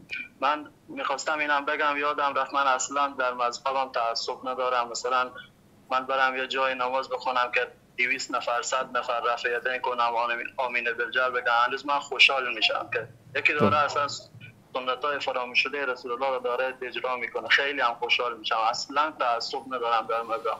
درست. من منظورم این بود که مثلا من یه جای مثلا دستم روی ناف ببندم، یکی بیاد به من بگه تو در کدوم مذهب، من بگم حنفی ام، چون پدر و مادرم همه همین حنفی بودن دیگه. درست. میگم بعد به من نگه که من یه جوابی داشته باشم بهش بگم که اون به من بگه که مثلا تو حنفی چرا دستتو مثلا بالای ناف ببندی، حنفی که هستی باید زیر ناف ببندی. من گفتم یه جوابی از شما بشنوم. نه این اصلا همین حرفی که این بله همین حرفی که ایشون به شما زده که شما در کدام مذهب هستی، این از جهالت و خبر نداشتنش از مذهب بوده. متوجه هستید؟ مثلا امام ابو حنیفه رحمت الله علیه که مذهب حنفی به ایشان منسوب هست، 2 تا شاگردان معروف دارن. دو تایشان که خیلی معروف است، همه میشناسن در افغانستان، خاصتا امام محمد شیبانی است و امام ابو یوسف است. قاضی ابو یوسف معروف است، الله متعال رحمتشون بکنه. این بزرگواران با 80% تقریبا با 80% از فرمایشات امام ابو حنیفه مخالفت کردند. چیزی که امروز به اسم مذهب حنفی احناف بهش عمل میکنن 80%ش آرای امام ابو حنیفه نیست رحمت الله علیه، آرای شاگردان ایشان هست که با آرای امام ابو حنیفه مخالف است. یعنی اینو من به شما میخوام بگم که در هر مذهبی آنچه که به حدیث پیامبر نزدیک باشد، به سنت پیامبر نزدیک باشد، به قرآن کریم نزدیک باشد، اون رو باید گرفت. نه اینکه والله مثلا استاد من گفته که تو باید دستت رو روی ناف ببندی، 100 تا حدیث صحیح پیامبرم که برای من آوردن بگم الا بالله استادم گفته. اینو بهش میگن تعصب. و از مذهب خارج شدن و در مذهب داخل شدن، این یک اصلا همچین اصطلاحی رو ما در فقه و در دین و در شریعت نداریم که والا فلانی از مذهب داخل شد، از مذهب خارج شد. همچین چیزی وجود نداره. اینو متعصبین درست کردن به خاطر اینکه مردم رو در حصار و در بند و در گراب خودشون داشته باشن که مثل غلام و برده از اونا سوء استفاده بکنن. در اسلام چیزی به اسم داخل شدن به مذهب و خارج شدن از مذهب نیست. اسلام یک دین است. داخل شدن در اسلام و خارج شدن از اسلام رو داریم. داخل شدن و خارج شدن از مذهب رو ما نداریم. این اصطلاح رو متعصبین مذهبی ساختن و پرداختن که الله سبحانه و تعالی هدایتشان بدهد. هفته گذشته بیننده سوال کرده بودن که آیا میشه مثلا یک زنی زکات بده به شوهرش، یا در موضوعی بود من صحبت کرده بودم به این اشاره کرده بودم. بیننده براشون سوال پیدا شده که آیا زکات زن بر شوهر حلال است؟ برعکس چطور؟ زکات مرد به زن حلال است یا نه؟ بله، اینجا یک باریکی وجود داره که دوستان باید به اون توجه بکنن. زکات بر کسی که نفقه او بر شما واجب است نمیشه. مثلا مرد نمیتونه به زنش زکات بده. چرا؟ چون نفقه زن بر مرد واجب است. یعنی خرج و مصارف و لباس و غذا و مسکن زن رو باید کی تامین بکنه؟ شوهر تامین بکنه. وقتی که این وظیفش هست نفقه دادن، پس در این صورت نمیتواند که زکات خود را به همسرش یا به زنش بدهد. پدر و مادر نمیتوانند زکات خود را به فرزندان خود بدهند، فرزندانی که نفقه آنها بالایشان واجب است. فرزندان کوچیکی در خانه دارن، مثلا بگه خلاص من زکاتمو در آوردم که برای زن و بچه‌م خرج بکنن. نه، این نفقه اینها تا قبل از بلوغ بر پدر واجب است، به خاطر همین نمیشه. یا فرزندی بخواد به پدر و مادرش زکات بده، در حالی که نفقه پدر و مادر بر فرزند واجب است. این نکته رو باید در این یک معیار رو قرار بدهید در نظرتان که کسی که نفقه او بر ما واجب است ما نمیتوانیم به او زکات بدهیم. چرا زن میتواند به شوهرش زکات بدهد؟ چون نفقه شوهر بر گردن زن واجب نیست، اما عکسش امکان ندارد. بیننده عزیز سلام علیکم، بفرمایید. سلام علیکم استاد مهربان. علیکم السلام و رحمت الله و برکاته. امیدوارم که خوب صحت سلامت هستید استاد. سلامت باشید، زنده باشید. الله متعال شما را حفظ کنه در حفظ اونش. استاد مهربان هفته گذشته من یک سوال داده بودم، اویدی در بالای مزار آیات خواندم، چون که شما خبر دارید در دولت تاجیکستان یعنی که کار میکنن از بس که ما نکنیم. مثلا ما را ممکنه که شیعه گفته یا که سلفی گفته برای یگان کار میکنن. مثلا آیا ما از مجبوری در همون بالای مزار وقتی که میره ایدادا میره، مثلا بسیاری مردم در بالای مزار ایدادا میره و مثلا ما بخونیم آیا یگان گناهگاری نمیشیم استاد؟ یکم سوالم. بعد دیگه سوالم دملوی تاجیکستانی ما عبدالرحیم میگه که روزهای پنجشنبه و جمعه وقتی که شما به بالای مزار میروید همون ما اید بگیم کی میویا و کی میرفته است گویا که خبردار میشته او در همین برای یگان حدیثی صحیح یا که یگان اویاد هست است جان امید سوال داشتیم انتظار انشاءالله جواب شد. زنده باشید، سلامت باشید. تشکر از شما. در باره حکم خواندن قرآن کریم بر بالای قبر، ببینید در مورد حکم تقریبا اجماع علمای امت اسلامی بر این است که خواندن قرآن بالای قبر کراهت دارد، فایده که ندارد، هیچی، کراهت دارد. و هیچ یک از علمای معروف و مشهور اهل سنت و جماعت نگفتن که بالای قبر قرآن خواندن خوب است. هیچ یک از علمای بزرگ اهل سنت و جماعت نگفتن که روز جمعه، شب جمعه، روز عید فلان یا روزهای مشخصی بروید بالای قبرها قرآن بخوانید. یا اینکه هیچ کس از علمای بزرگ اهل سنت نگفته که شما برید بالای قبر مصحف ببرید، قرآن کریم ببرید، تلاوت کنید، ختم قرآن بکنید. هیچ یک از اصحاب رسول الله صلی الله علیه و آله و سلم، هیچ کس، ببینید تقریبا تا سال 90 هجری بعضی از صحابه زنده بودن، هیچ یک از اصحاب پیامبر صلی الله علیه و آله و سلم همین کار رو نکردن. رسول الله صلی الله علیه و آله و سلم هیچ وقت در حیات خودشان نرفتن بالای قبری قرآن خوانده باشند. آنچه که از احادیث صحیح و صریح برای ما معلوم می شود همون السلام علیکم یا دار قوم مؤمنین در برنامه گذاشتم خدمت شما ذکر کردم. پس جمع شدن بالای قبر، قرآن خواندن بالای قبر و اونجا دعا کردن، اونجا از اونها چیزی خواستن، نظر و نیاز کردن، اینها هیچ کدامش در سنت مطهر رسول الله صلی الله علیه و آله و سلم نیامده است. از که این بدعت ها پیدا شد، بعضی از صوفی های خرافی و بعضی از مذاهب غیر اهل سنت و جماعت اینها رو رایج کردن در بین امت اسلامی و هیچ دلیل صحیح و صریح از قرآن کریم و از سنت رسول الله صلی الله علیه و آله و سلم برای این کار وجود ندارد. ما با گروهی از مردم رفتیم در بالای قبر، در اونجا ملا صاحب آمد گفت که همه تان سوره فاتحه را بخوانید. اگر من نخواندم در اونجا به من میگن شیعه شده است، وهابی شده است، فلان شده است.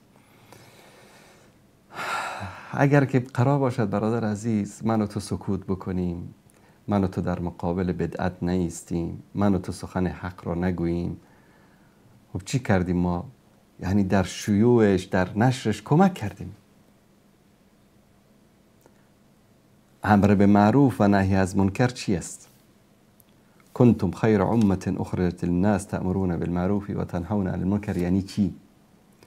ما بهترین امت هستیم به خاطر همین امر به معروف و نهی از منکر است. اگر ملایی دعوتگری که میداند و به خاطر ترس و به خاطر رضایت مردم در همچین مجال اصلا شرکت نکنید.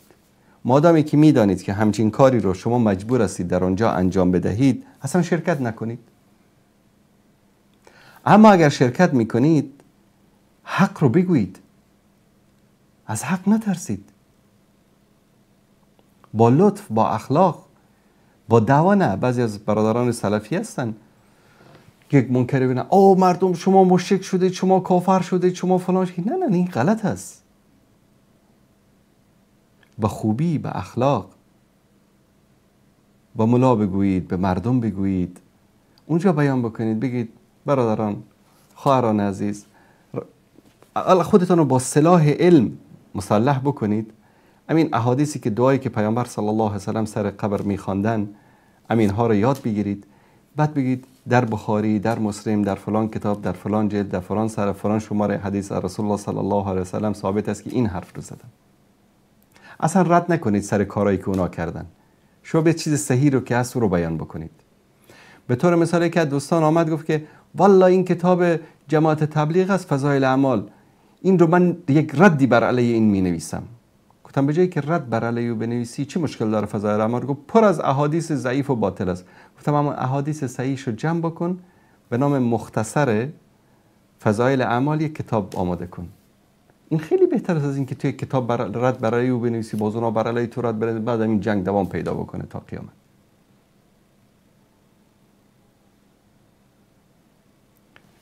امیدوار هستیم که این برادر عزیز ما جوابشان را گرفته باشن. سلام علیکم، بفرمایید. سلام علیکم آقای انصاری عزیز. علیکم السلام. ما عرضم به خدمت، یک دو تا سوال داشتم خدمت شما. بفرمایید. آیا وظیفه حزب الله لبنانه که بده از غزه دفاع کنه؟ این یک سوال. سوال دوم، چرا در زمانی که جبهه مقاومت علیه اسرائیل درگیره، ترکیه با نیروهاش سر جنگ داخلی را انداخته؟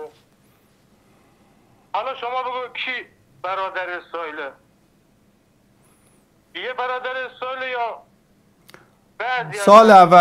سوال اولتون حزب الله مأمور نیست، حزب الله ملزم نیست، اما دروغ نگن، امت اسلامی رو فریب ندن که ما در جبهه مقاومت هستیم. مقاومت بر علیه کی؟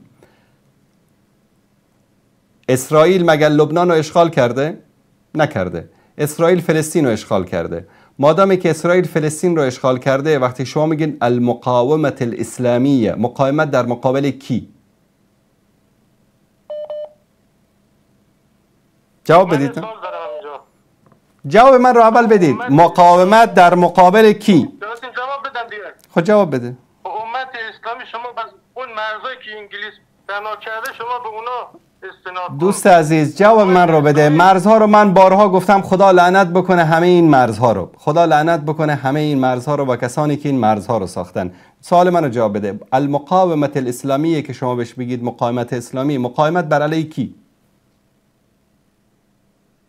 مقاومت بر علیه کسانی که داره مسجد الاقصی رو اشغال کردن. خب آفرین. قبل از این که مردم غزه قیام بکنن، یک لحظه قبل از 7 اکتبر سال 2023، قبل از این که جنگ غزه رخ بده، همین مقاومت اسلامی با کی مقاومت میکرد؟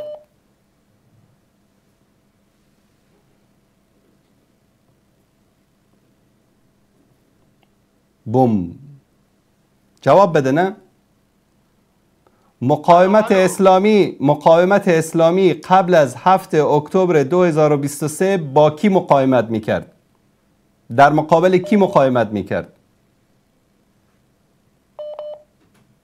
در مقابل اسرائیل. در کدوم جبهه؟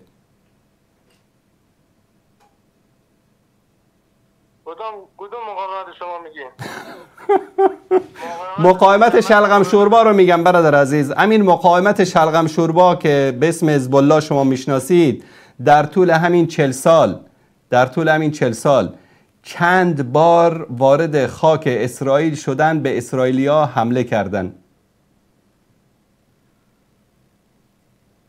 خب عرض به خدمت شما که اسرائیل که میدونین دیگه از غرب و جهان غرب داره تزریق میشه به اسرائیل. خب تشکر میکنم. سوال دومتون چی بود؟ صبر کنید من جوابتون رو بدم. نه سوال دومتون رو من فراموش کردم.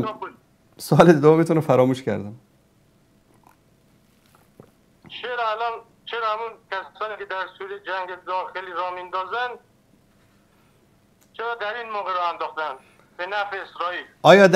آیا در امروز یک لحظه جواب این سوالتون رو بدم. امروز در حلب مجاهدین سوریه دارن جهاد میکنن، جنگ میکنن یا سربازان ترکیه؟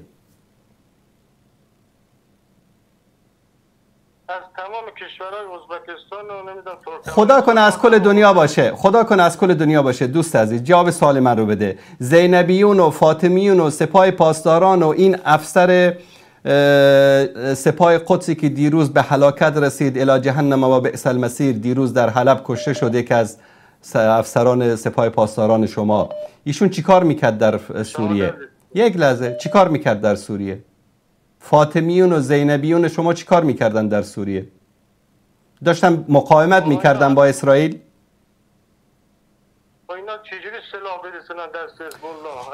دوست عزیز، حزب الله کجاست؟ شما فرودگاه بیروت دست ایرانه، جنوب لبنان دست ایرانه، حزب الله دست ایرانه. سوریه میگم، در سوریه در حلب زینبیون و فاطمیون شیعیان پاکستانی و افغانی و سپاه پاسداران ایران در حلب چی کار میکردن؟ اونجا داشتن با کی مقاومت میکردن؟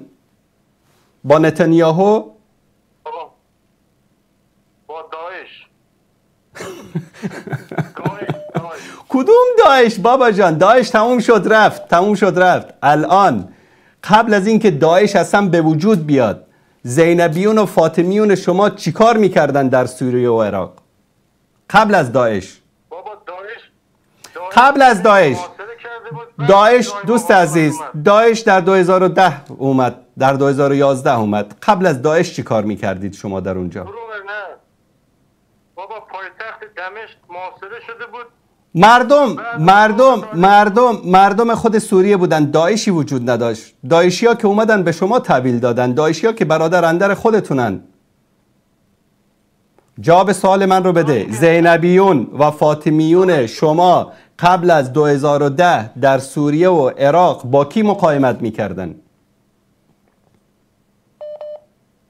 بابا همین داعشی که باز میگه داعش که بعد از 2010 و 2011 اومد این مناطق رو گرفت. قبل از اون چی کار میکردید؟ مگر جولان دست اسرائیل نبود؟ مگر مرز جولان این طرفش در خاک سوریه دست افراد زینبیون و فاطمیون و سپاه پاسداران شما نبود؟ شمایی که ادعای مقاومت با اسرائیل در مقابل اسرائیل رو در جنوب لبنان داشتید، چرا جولان رو نرفتید بگیرید؟ چرا به بهانه داعش ریختید در خانه های مردم، اهل سنت سوریه رو قتل عام کردید؟ مگر تصاویر کودکان سوریه رو که توسط گازهای سمی قتل عام شده بودند چشمهای کور شما ندید؟ مگر خانه هایی رو که خراب شده بود با بمب های بشکه‌ای چشمای کور شما نمیبینه؟ مگر به زنانی که تجاوز شده بود رو شما ندیدید؟ هرچه افغانی شیعه بود از ایران جمع کردید به نام فاطمیون، هرچه جنایتکار پاکستانی شیعه بود جمع کردید به نام زینبیون، فرستادید در سوریه. مردم مسلمان اونجا رو بیش از 2 میلیون سوریه‌ای رو قتل عام کردید. بعد میگید که داعش؟ شما در کجا داعش رو کشتید؟ یا داعش رو کی به وجود آورد؟ شما جوابی ندارید که بدید. به من اولین سوال من رو جواب بده آقای محترم. اولین سوال من رو جواب بده آقای محترم. در طول 40 سالی که حزب الله لبنان به وجود آمده، قبل از اون حرکت عمل بود، بعد از اون حزب الله بود، کدام عملیاتی در خاک اسرائیل انجام دادن؟ یک روستای اسرائیلی را آزاد کردن از دست صهیونیست‌ها یا نه؟ یک نمونه به من بگو. خب عملیات سال 1990 عملیات سفارت آمریکا در اسرائیل. بابا جان شما که کارتون گروگانگیریه. سال 58 رفتین آمریکایی‌ها رو در ایران گروگان گرفتید، رفتین این سفارت رو در فلان جای.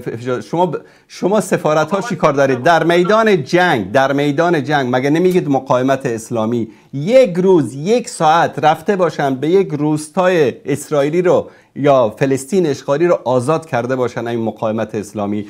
در جنگ حلب، در کشتار مردم حلب، در کشتار مردم شهرهای مختلف سوریه، در غوطه و در این مناطق، همین حزب الله لبنان از همه زودتر اونجا رسید، سپاه پاسداران رسید، فاطمیون و زینبیونتون رسید.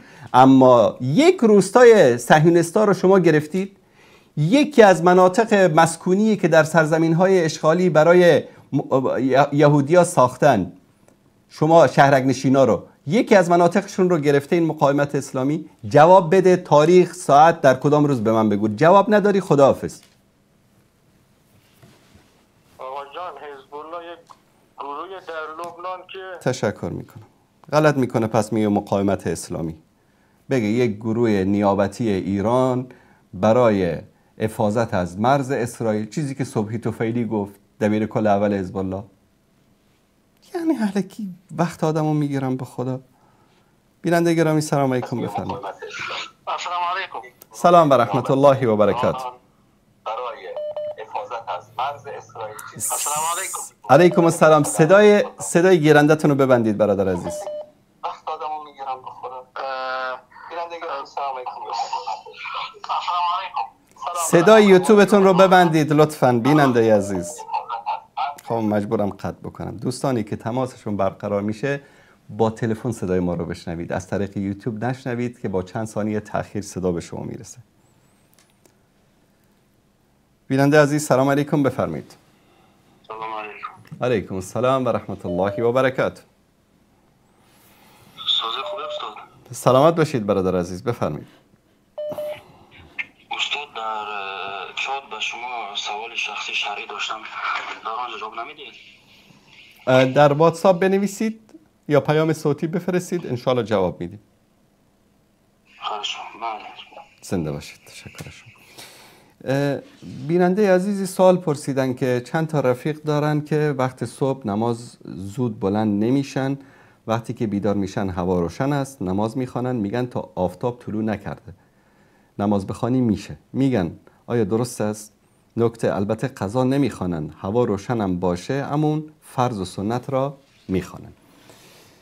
ببینید طبق فقه حنفی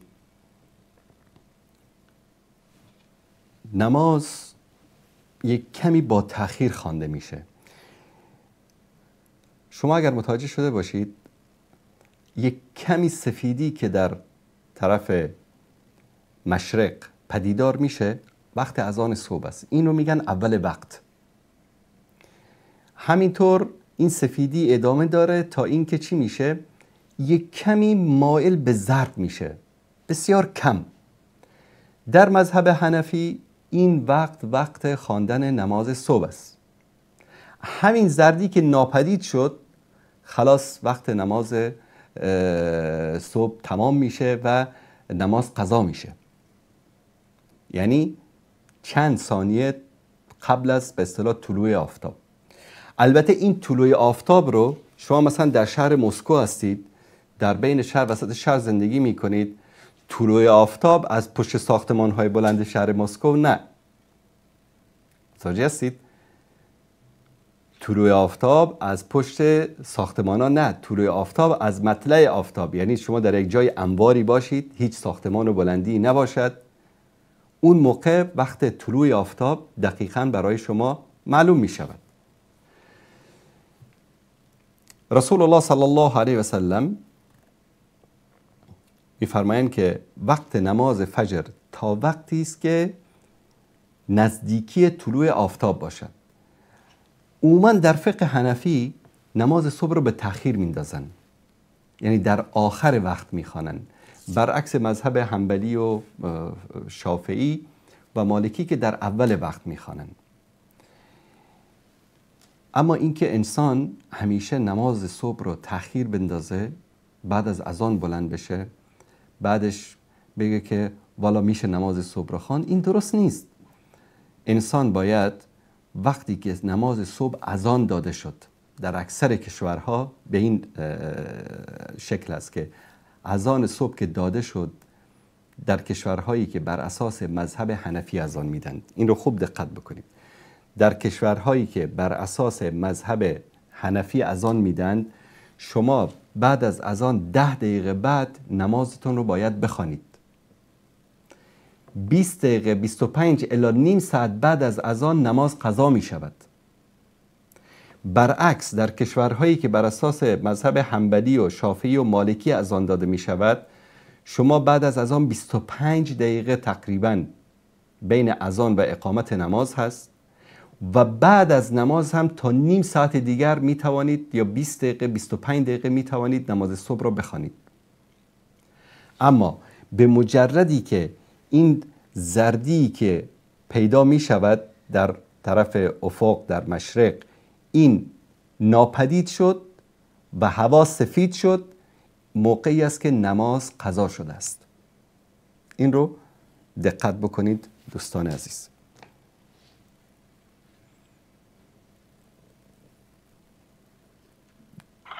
جناب عظیمی صاحب بفرمایید. السلام علیکم و رحمت الله و برکاته.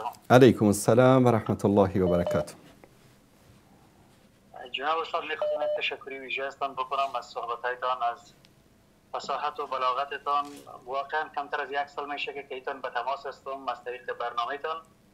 دیگه ای که بسیار مستند، واضح، دیگه یک جهان ممنون. من یک سوال داشتم راجع به این ارزهای دیجیتالی و بیت کوین اینا. بله. چون جوان زیادتر در تیک تاک، در فیسبوک گرویده و شفته‌ای شدن. دیگه از نظر اسلامی، از نظر شریعت، گرچه من تا اندازی میگم برای بعضی ها، حتی برای بچه‌های خودم، بچیم که خودم چیزی نیست، ما چیزی را نمیبینیم، نه حس میکنیم، در هوا خریدیم، در هوا فروختیم و مارکتینگ بسیار قوی روان است. فقط نظرتان از نظر شرعی میخواستم. یک جهان ممنون. زنده باشید، سلامت باشید برادر عزیز. الله متعالفتان بکنه. تشکر. السلام علیکم. سلام و رحمت الله و برکاته. من در دو سه هفته پیش در این مورد یک دوستی سوال کرد، پاسخ مفصل دادم. قبل از اونم در این مورد صحبت کرده بودم که حکم شرع در این مورد چی است. اولا همین واقعیت این است که همین پولهای ورقی که ما داریم، همینا از نگاه شرع اینا اشکال دارد، الا این که پولهایی که مثلا این یک ورق $100 که دست شما است، آیا این $100 معادل قیمت طلا و نقره‌ای که در پشتوانه این پول هست در بانک وجود دارد یا ندارد؟ ثانیاً در کدام بانک وجود دارد؟ بانک ربوی است یا غیر ربوی است، یا پشتوانه ای است که مثلا ذخیره شده در بانک مرکزی فلان کشوری که این پول رو صادر کرده، سواء دلار باشد، یورو باشد یا هر پولی باشد. همه اینها به تفصیل اشکالات شرعی خودش رو داره که علما در موردش صحبت کردن. پول دیجیتال، من در هفته‌های گذشته هم در موردش صحبت کردم. پول دیجیتال عموما یک وهم است، یک ارقامی است دیجیتالی که برای شما میفروشند. اولا وظیفه علمای جهان اسلامی این است که در این مورد خاصا مجمع فقه اروپا و اینها بشینن و در این مورد یک قول فصلی رو صادر بکنن. مثلا چند ماه قبل در ترکیه یک جوانی آمده بود، پولای دیجیتال راه انداخته بود. بعد از اینکه خلاصه چند صد میلیون لیر مردم رو به جیب زد یا غیبش زد و رفت، که بعدا از طریق انترپل دستگیرش کردن، دوباره برگرداندن که پولا تموم شده بود دیگه، از اون پولا خبری نبود. اکثر اینها وهم است که دارن به مردم میفروشن. و اینکه در پشت این پولها کیا هستن، چه مؤسساتی هستن، چه افرادی هستن، یا ماسونیا هستن یا یهودیا هستن یا گروه های مافیایی هستن، هیچ چیزی الان واضح و آشکار نیست. شما $100 میدی، یک شماره های دیجیتالی رو میخری که هیچ ماهیت و ارزش فیزیکی ندارد. تا وقتی که این مسائل واضح و آشکار نشده، ما نباید که لقمه حلال خودمان را حرام بکنیم. من یک جوانی یک سال پیش تقریبا در این مورد سوال کرد، گفت که من بالا اینقدر خریدم. گفتم اینا رو بفروش و این کار رو رها بکن، خداوند به مالت، به زندگیت برکت عطا میکنه. و امروز خدا رو شکر بکنه که الحمدلله این کار رو نکردم و رها کردم. چون کمترین مسئله در این پولهای دیجیتالی این است که شبهه است. رسول الله صلی الله علیه و سلم میفرمایند که دع ما یریبک الی ما لا یریبک، که چیزی که تو رو به شبهه میندازه رها کن و چیزی که تو رو به یقین میرسانه اون رو بگیر. این شبهات و این شهوات پرتگاهایی داره که انسان رو وارد معصیت، گناه و حتی جهنم میکنه. پس شما وقتی که میرید با این پولها معامله میکنید، بر اساس اون زندگی میسازید، به زن و بچه‌تون به اصطلاح رزق و روزی اونها رو تهیه میکنید در این طریق، آیا 1% شبهه حرام بودن در این مسئله وجود داشته باشه، از خدا نمیترسید؟ و چه کسانی بودن که وارد همین کارها شدن؟ یک زمانی در اوایل همین قرن بود که با همین کسایی که در بازار سهام وارد شده بودن یک ریزش که شروع شد، از یک طرف صدها هزار انسان در به در شدن، دار و ندارشون از دست دادن.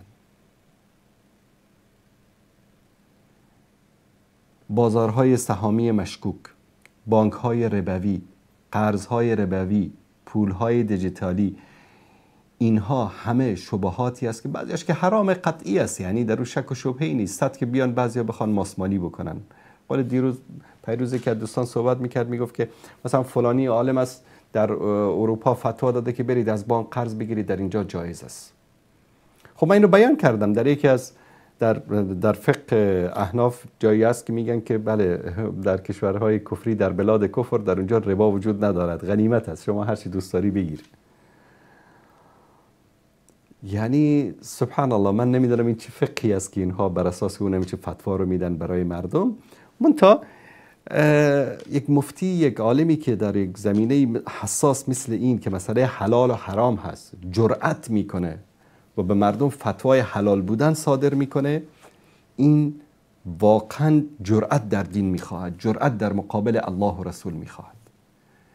بعضی از مسائل مردم رو چنان پاسخ میدن که اگر به ابن عباس عرضه میشد همه فقهای صحابه رو جمع میکرد، اگر به ابن عمر عرضه میشد همه فقهای صحابه رو برای جمع میکرد، همه فقهای مدینه رو جمع میکرد.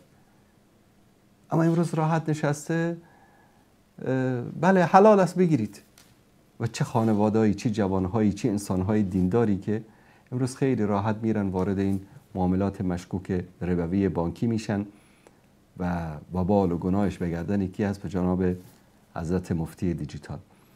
الله متعال ما را از شر این شبهات و شهوات نگه دارد. السلام علیکم و رحمت الله و برکاته. السلام علیکم. علیکم السلام و رحمت الله و برکاته. استاد عزیز، سلامتی شما خوب است؟ زنده باشید، سلامت باشید برادر عزیز. بیننده دائمی شما از تاجیکستان هستم. الله متعال حفظتان کند برادر عزیز. سلامت باشید استاد. یک دو سوال هفته گذشته مونده بود، برای همین زنگ زدم استاد جان. اگه اجازه بشه. بفرمایید. من حتی خیلی میبخشید، همین کلیپی که هفته گذشته صحبت کرده بودم در مورد پول دیجیتال، من لینکش رو در یوتیوب دوباره میگذارم، دوستان میتونن ببینن. بله بفرمایید برادر عزیز. سلام جان. یک سوال من همین که آیا باردار کنی توسط اکا جایز است یا نیست؟ بارداری توسط اکا یعنی که با صنعی نطفه از آن شوهر خودش است، بر رحم زن به توسط صنعی تکنولوژی حاضره گذاشته میشه. بله ببینید، اگر که به خاطر مشکلی، به خاطر التهاباتی، به خاطر امراضی که وجود دارد نطفه مرد و تخمک زن و شوهری که با هم نکاح کردن گرفته می شود، در لابراتوار القاح صورت می گیرد، بعد این رو در داخل رحم زن میگذارند، این اشکالی ندارد. اما اینکه نطفه از یک مرد دیگر باشد یا تخمدان از یک زن دیگر باشد، در اینجا خلط انساب صورت می گیرد، به خاطر همین جایز نیست. بفرمایید سوال بعدی. سوالی بعدی همین که آیا از مثال خانه های کودکان فرزند گرفته کلام کردن، تربیه کردن، چیکار یا دختر پسر یا هر دو؟ از بعضی جایی که یتیم خانه هایی هستن یا اماکنی هستن که در اونجا بله دختران یا پسران کودکی وجود دارد، حالا معلوم هم نیست که دختر کافر است، مسلمان است، اولاد کی هست، معلوم نیست و ما موظف به این نیستیم که بریم اون را جستجو بکنیم. اما آیا گرفتن اونها با بزرگ کردنشان جایز است؟ جایز است، مشکلی ندارد. منتها یک نکته را اینجا باید توجه بکنید. شما اگر همسرتان شیر دارد، میتواند کودکی را شیر بدهد و این کودک شیرخوار است، باید این کودک رو حداقل 2 بار 3 بار 4 بار 5 بار تا 5 بار شیر بدهد که فرزند شیریش شود و این مادر شیریش شود. اگر شیر ندارد، این همسر شما مثلا خواهری دارد که فرزندی دارد که او را شیر میدهد، این کودک را شیر بدهد، حداقل این جلسات شرعی شیر دادن به اصطلاح، که همسر شما خاله شیری این کودک شود. متوجه هستید؟ یا یکی از محارم شما این را چیکار بکند؟ شیر بدهد. چرا؟ مشکل در کجاست؟ بعد از اینکه این کودک به سن بلوغ رسید در خانه شما، همسر شما باید از او حجاب بکند. اختلاط نباید صورت بگیرد، یعنی محرم همسر شما محسوب نمی شود، ولو این که از سن 6 ماهگی 1 سالگی او را بزرگ کرده باشید. شما به سن بلوغ که رسید، 14-15 سالگی که رسید، سن بلوغ شرعی، بعد از اون نمیتواند مثلا مادر شما همسر شما نمیتواند او را ببوسد، نمیتواند بگوید فرزندم پسرم او را در آغوش بگیرد، یا با او دست بدهد، یا با او در سر یک دسترخوان بنشینند غذا بخورند. یعنی این محرم شرعی شده نمیتواند، الا که در بین همسر شما و او یک شیرخوارگی وجود داشته باشد، یا مستقیما از همسرتان، یا از خواهر همسرتان، یا یکی از محارمش. فهم استاد جان، تشکر. یک سوال دیگه اگه اجازه باشد بفرمایید.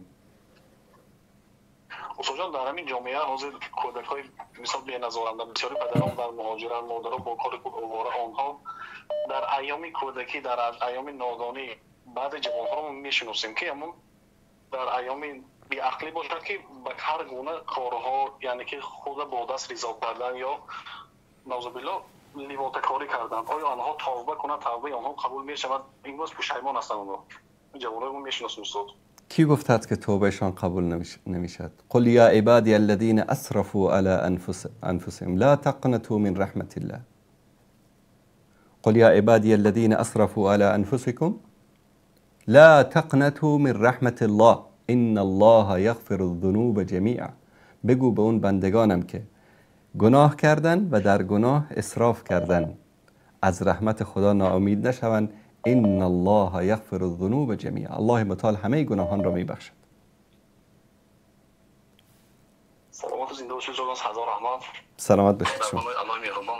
تشکر از شما. زنده باشید.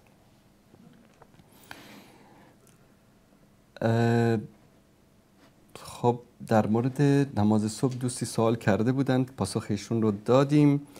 بیننده عزیزی نوشتن که استاد راستش نماز رو بلد نیستن، ازتون میخوام بهم یاد بدید، اگه شد از نماز خودتون فیلم بگیرید با صدای بلند بخونید که ما هم یاد بگیریم. خدا خیرتون بده، اجرتون با الله. خیلی به نماز احتیاج دارم، هر کاری میکنم هیچی به هیچی، لطفاً بهم یاد بدید که نماز صبح تا نماز عشاء چگونه بخونم. الله متعال ستون بکنه. الله سبحانه و تعالی از سر تقصیرات ما بگذره. بگوی اوقات والله یعنی تصور میکنم که ما مسلمان ها، ما دعوتگرا، ما کسانی که چیزی از دین میفهمیم، علمای ما، بزرگان ما چقدر مقصر هستن، چقدر کوتاهی میکنن. والله از روزی میترسم که الله سبحانه و تعالی در روز محشر، در یوم لا ینفع مال ولا بنون، در اونجا ما رو نگه داره و همین امتی که امروز در بینشون کسایی هستن که روش نمازشان را نمیدانند. عالم ما، دعوتگر ما صبح تا شام وقتش رو تلف میکنه که دستتو زیر ناف ببند یا بالای ناف ببند. مردم نماز خواندنشون رو بلد نیستن. بعد از اون همین انسانها در پیشگاه خداوند شکایت بکنن و بگن بارلاها وقفوهم انهم مسئولون. نگه دارید اینها رو که اینا مسئول هستن، اینا به ما دین رو یاد ندادن.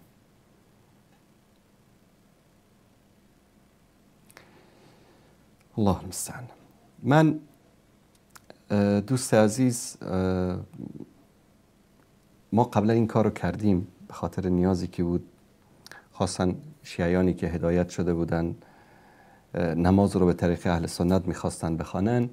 این کار رو کردیم و کار پرهزینه‌ای بود. الله سبحانه و تعالی از امام مسجدی که این اجازه رو بهمون داد که در اونجا این برنامه رو ثبت بکنیم راضی باشه و خیر و برکت دنیا و آخرت براش نصیب بکنه.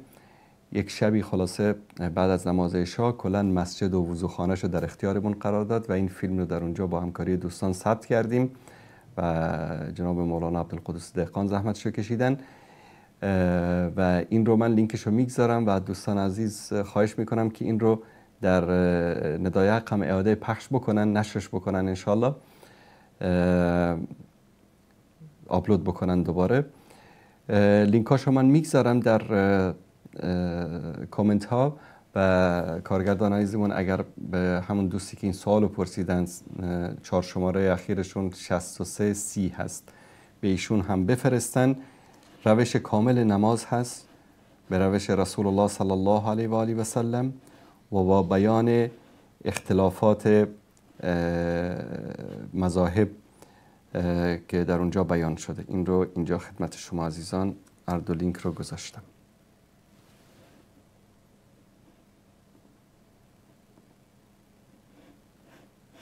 امیدوارم که این دوستان لینک رو دیده باشن، بتونن این رو اگر باز نمیشه که من به صورت تک تک بگذارم این رو.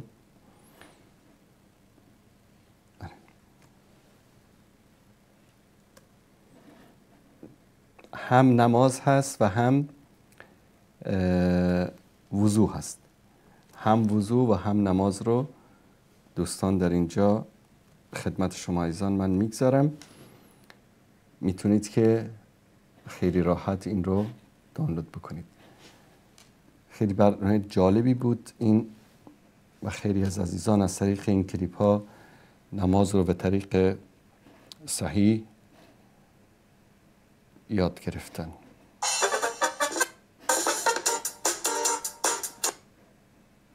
خب اعلانات فیسبوک هم گاهی اوقات دردسر ساز است.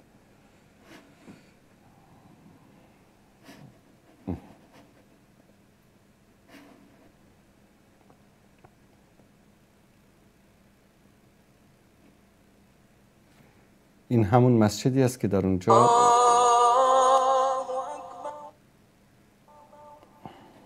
أشهد أن لا إله إلا الله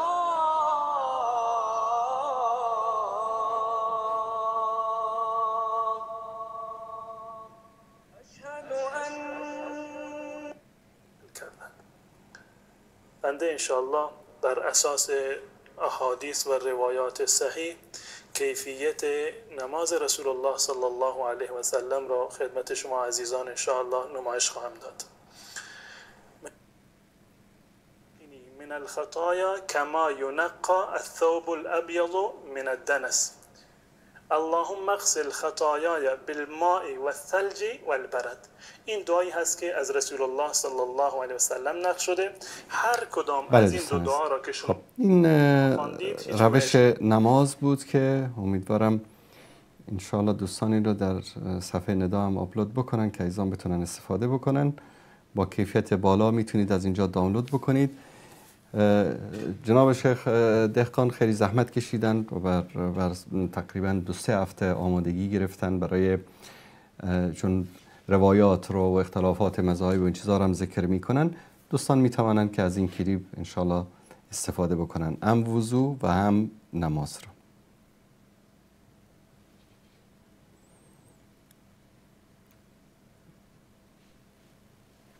بله سلام علیکم، بفرمایید.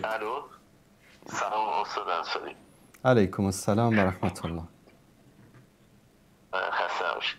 سلام. 3-4 دقیقه میشه منطقی با هم حرف بزنیم؟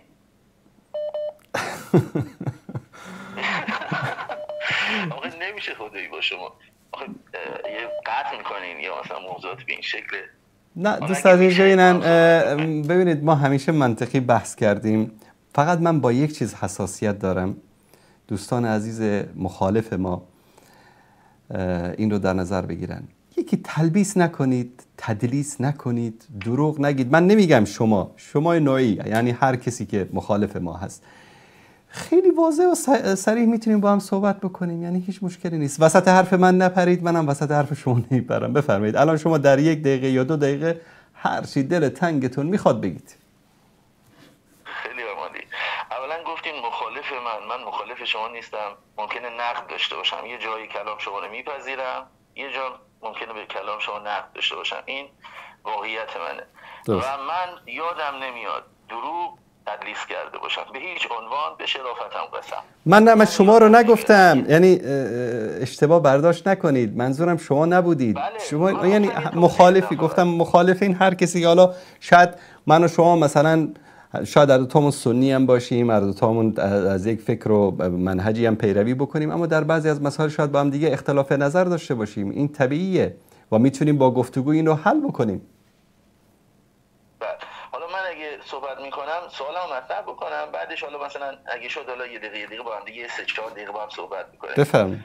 تو قصه فتح مکه پیامبر به هر حال ما میبینیم لشکر میکشه میره سمت مکه. اونجا خب قریش درگیر شده بود به اتفاق یه قبیله، در واقع میشه گفت که بنی بکر اگه اشتباه نکنم، میریزن رو سر بنی خزاعه. اونجا یه درگیریای پیش میاد و البته چیز خاصی هم نیست، ولی خب به هر حال برمیگردن خبر به پیامبر میرسه. پیامبر لشکر میکشه دیگه 4-5 سال یا 10 سال کاری به هم نداشته باشن، اما خزاعه و بنی بکر با هم درگیر شدن. اینجا من قصه پیامبر چی شد که مثلا لشکر جمع کرد و خواست وارد جنگ بشه؟ میتونم بپرسم از شما؟ قضیه فتح مکه رو منظورتون هست؟ نه، قبل فتح مکه اون اتفاقاتی که منجر به لشکرکشی پیامبر شد، درست. قرار شد با مکه درگیر بشن و اگر مکی‌ها لشکر میکشیدن این وسط یه جنگ خونینی هم چه بسا شکل می‌گرفت، کلی زن و بچه این وسط کشته می‌شدن دیگه. درست. ببینید در کاری نداشتن. بله در صلح حدیبیه، بله در صلح حدیبیه در اونجا اتفاقنامه بین پیامبر صلی الله علیه و آله و سلم و بین مشرکین مکه امضا شد. یک از بنود این اتفاقنامه این بود که اگر یک کافری از مشرکین مکه مسلمان بشه و فرار کنه و به مدینه، پیامبر اون رو تسلیم بده. به کی؟ به مشرکین. و عکسش نه. اگر که مثلا یک مسلمانی از دینش برگشت رفت به اهل مکه پناه برد، اهل مکه اونو ندن. یعنی یک اتفاقنامه ظالمانه محسوب میشد. ظاهرش ظالمانه بود. در همون لحظه ای که داشتن این اتفاقنامه رو امضا کرده بودن و داشتن با هم دیگه خداحافظی میکردن، 2 از جوانهای مکه که مسلمان شده بودن از فرصت استفاده کرده بودن، چون یک هرج و مرجی در مکه به وجود آمده بود، اینا فرار کرده بودن، آمدن گفتن یا رسول الله اشهد ان لا اله الا الله و اشهد انک رسول الله. سهیل ابن عمرو گفت یا محمد، این اولین به اصطلاح صداقت تو باید نشون بدی، این 2 نفر رو باید به ما تحویل بدی. یکیش ابو جندل بود و یکیش ابو بصیر. 2 نفر بودن.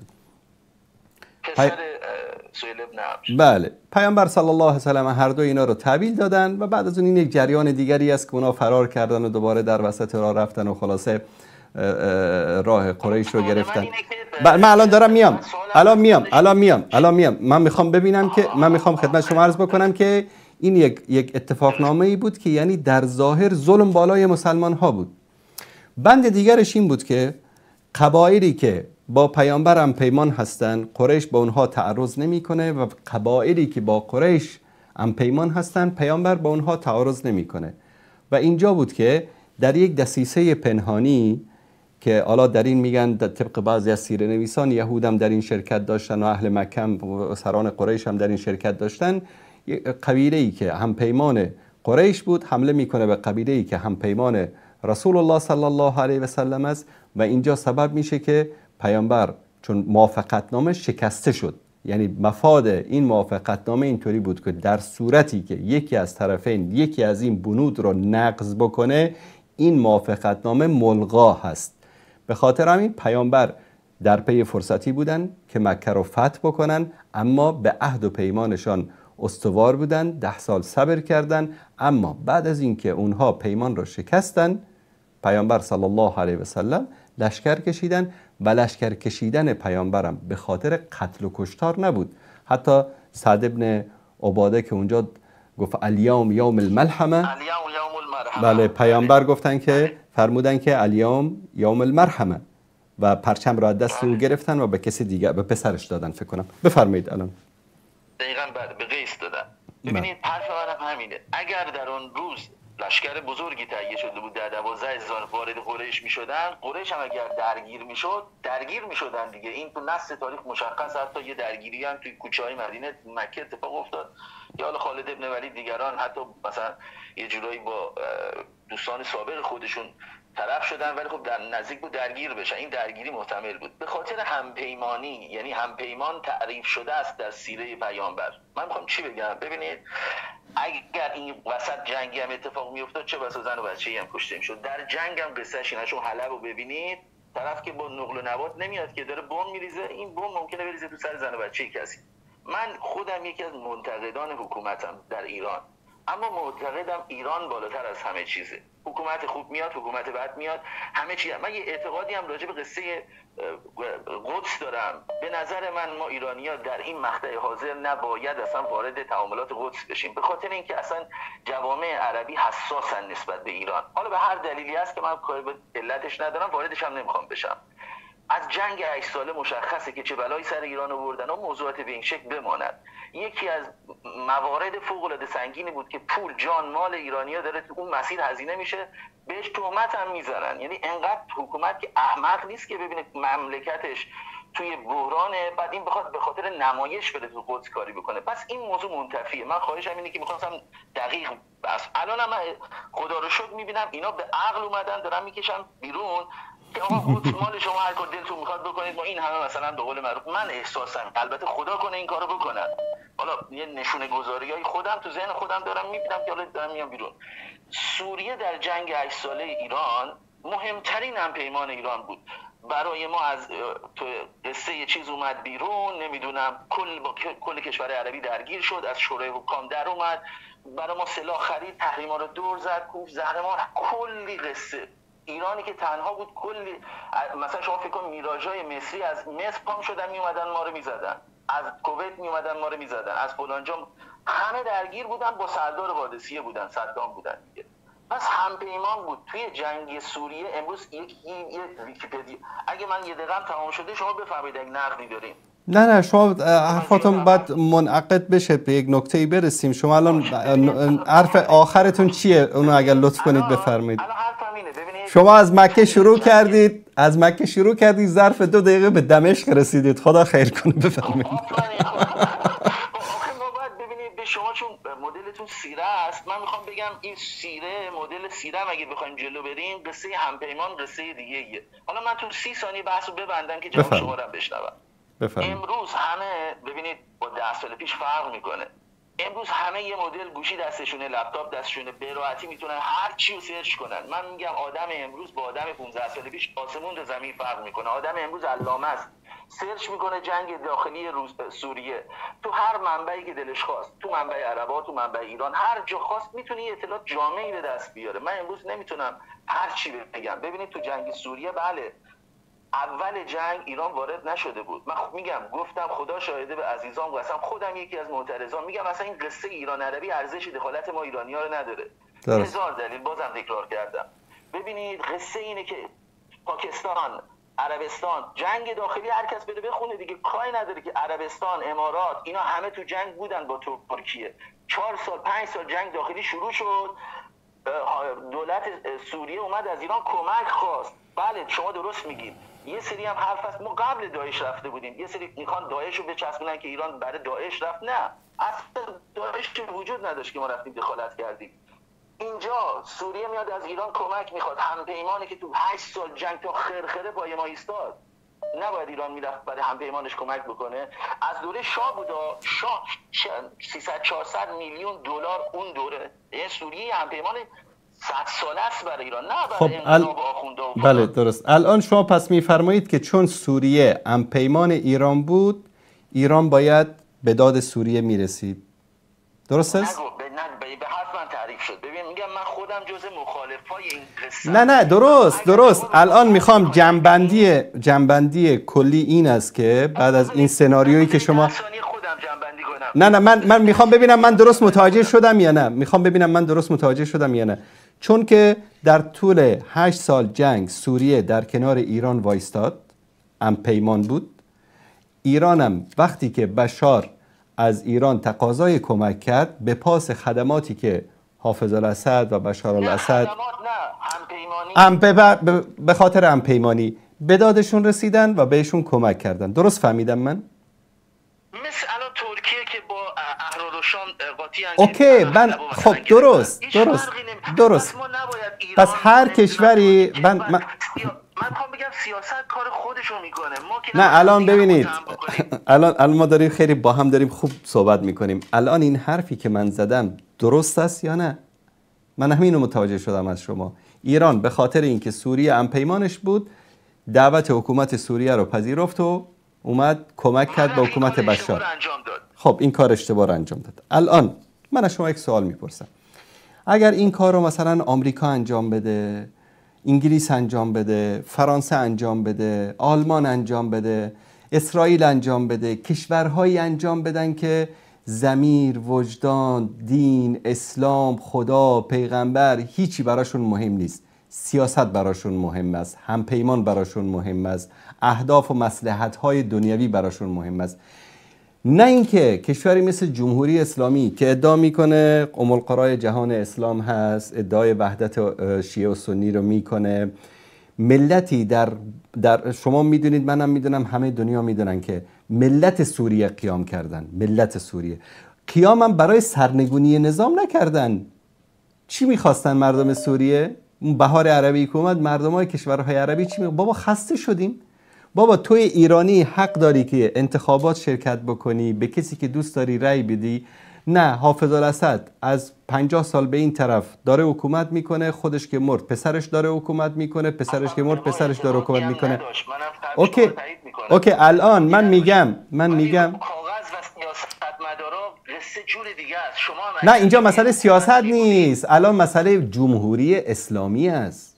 ما که نباید از آن بیایم مثلا بر اساس منطق مصلحت و همپیمان و پیمان ناتو و وارسو و آمریکا و اروپا و دین یهود و نصارا و کمونیستی و فلان بیایم اینجا. شما باید کشوری که ادعای اسلامی بودن میکنه، ادعای این میکنه که آقا در رأس این کشور کسی است که ولی امر مسلمین جهان است، نایب امام زمان است. خب اگر ایشون هم به خاطر مصلحت و به خاطر همپیمانی بیاد به یک ظالم قاتل جنایتکار که بر سر ملتش بابا بمب بشکه‌ای رو داده، تا حالا دیدید که یک دولتی بر سر ملتش بمب بشکه‌ای بریزه؟ مثلا همین شاهی که اینقدر شما ایرانی‌ها ازش متنفرید، خاصتا این طبقه حزب اللهی و بسیجی، شما رو با خدا بی‌نظیر بود برای ایران. بله این شاه تا وقتی که در 22 بهمن 57 که سقوط کرد، در طول مدت جنگ ملت ایران با شاه 768 نفر طبق آمار از ملت ایران کشته شدن یا شهید شدن به قول اونا. یعنی شاه با وجودی که این همه متهمش میکنن 1000 نفر ایرانی رو نکشته، در حالی که میتونست که مسلسل ببنده همه ملت رو بکشه، مثل که کاری که بشار کرد. واقعا کاش این کارو میکرد. ببینید دیگه میشیم. ببینید یه وقت حاکم باید قدرت عمل داشته باشه، تثبیت بکنه قصه رو. یک حاکم چمدونی، یه شاه چمدونی، من خودم براش احترام قائلم، اما این چمدون دستش گرفتاری داد دست ایرانی. حالا من کاری به اون درست ندارم. الان یک نکته دیگر رو شما اونجا بیان کردید گفتید که والا مسئله قدس و فلان این مسائل. ببینید ایران نه به خاطر گل بله باشه، سوال شما رو میگیرم، سوالتون رو میگیرم آرش جان، سوالتون رو میگیرم. یک چشم حتما انشاءالله. بله ببینید ایران نه به خاطر گل روی مردم فلسطین، نه به خاطر بیت المقدس، چون میدونید در دین شیعه بیت المقدس در آسمان است، در زمین نیست. حالا من نمیخوام وارد بحث روایی بشم که اصلا به این بیت المقدس اعتقاد ندارن آخوندهای شیعه در مذهب شیعه، بحث مذهبیشو میذاریم کنار.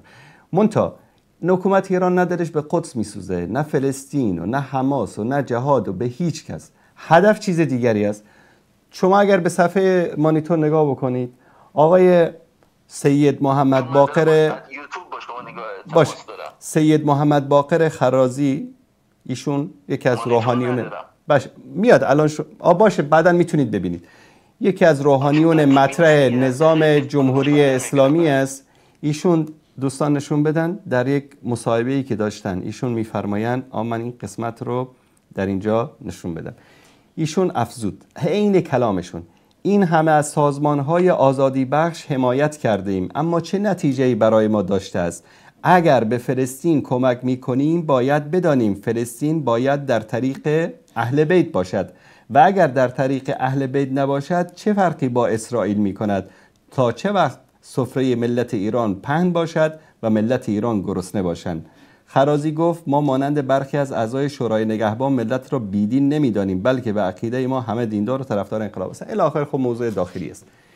پس ایران در هر جایی که مداخله میکنه به خاطر مصلحت است یا به خاطر شیعه کردن مردم. من در جنگ ناگورنو قره‌باغ بین آذربایجان شیعه اثناعشری و بین ارمنستان مسیحی نصرانی، جمهوری اسلامی طرف ارمنستان رو گرفت و بر علیه شیعیان آذربایجانی ارمنیای مسیحی رو کمک کرد.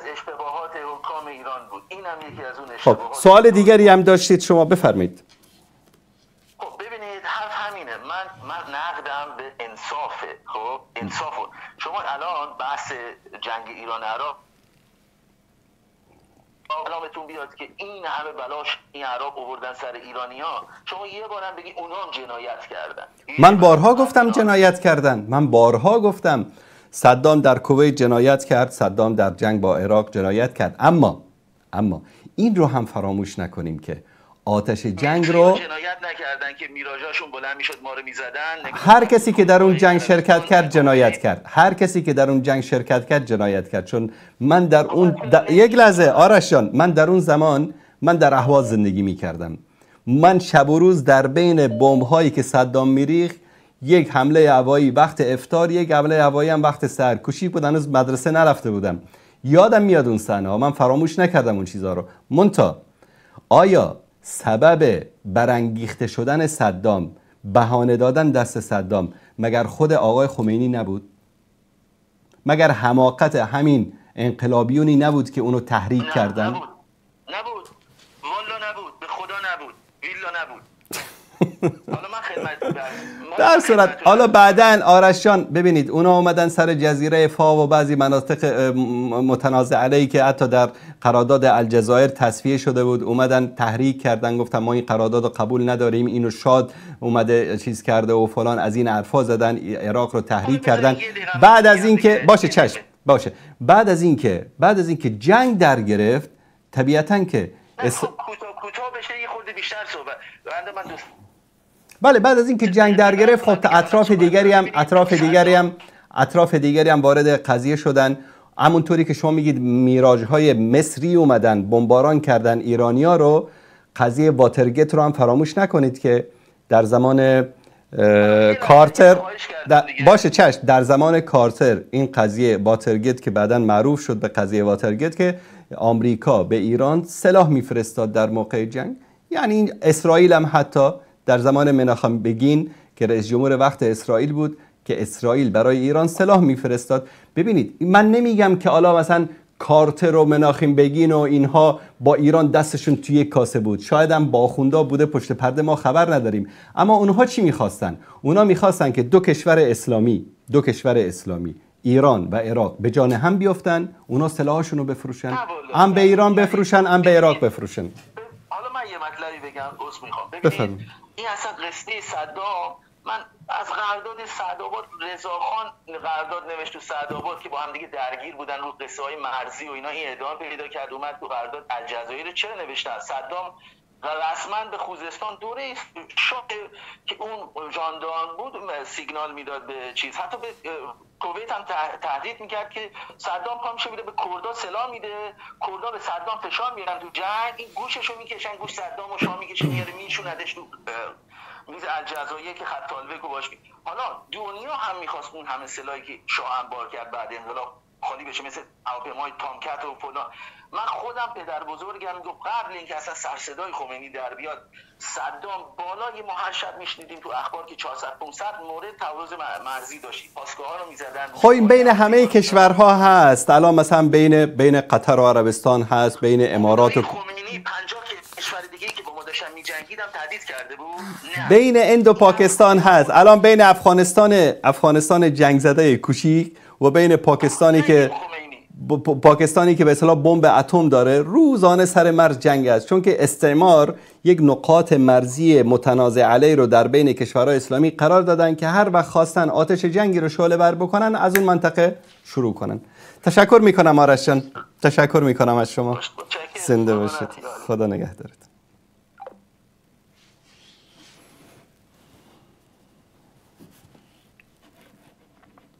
خب سریع بریم رو بعضی از سوالاتی که عزیزان ما پرسیدن. بیننده سوال عجیبی کردن. سلام، میگن نصیب و قسمت است. نکاح نصیب و قسمت است. نکاح دست خودمان است یا تلاش پدر و مادر است یا قسمت و نصیب است؟ کدامش درست است؟ سوالی کردن بیننده عزیز که باور کنید نیاز به یک برنامه داره، یک برنامه‌ای که 2 ساعت در موردش صحبت بکنیم. ببینید،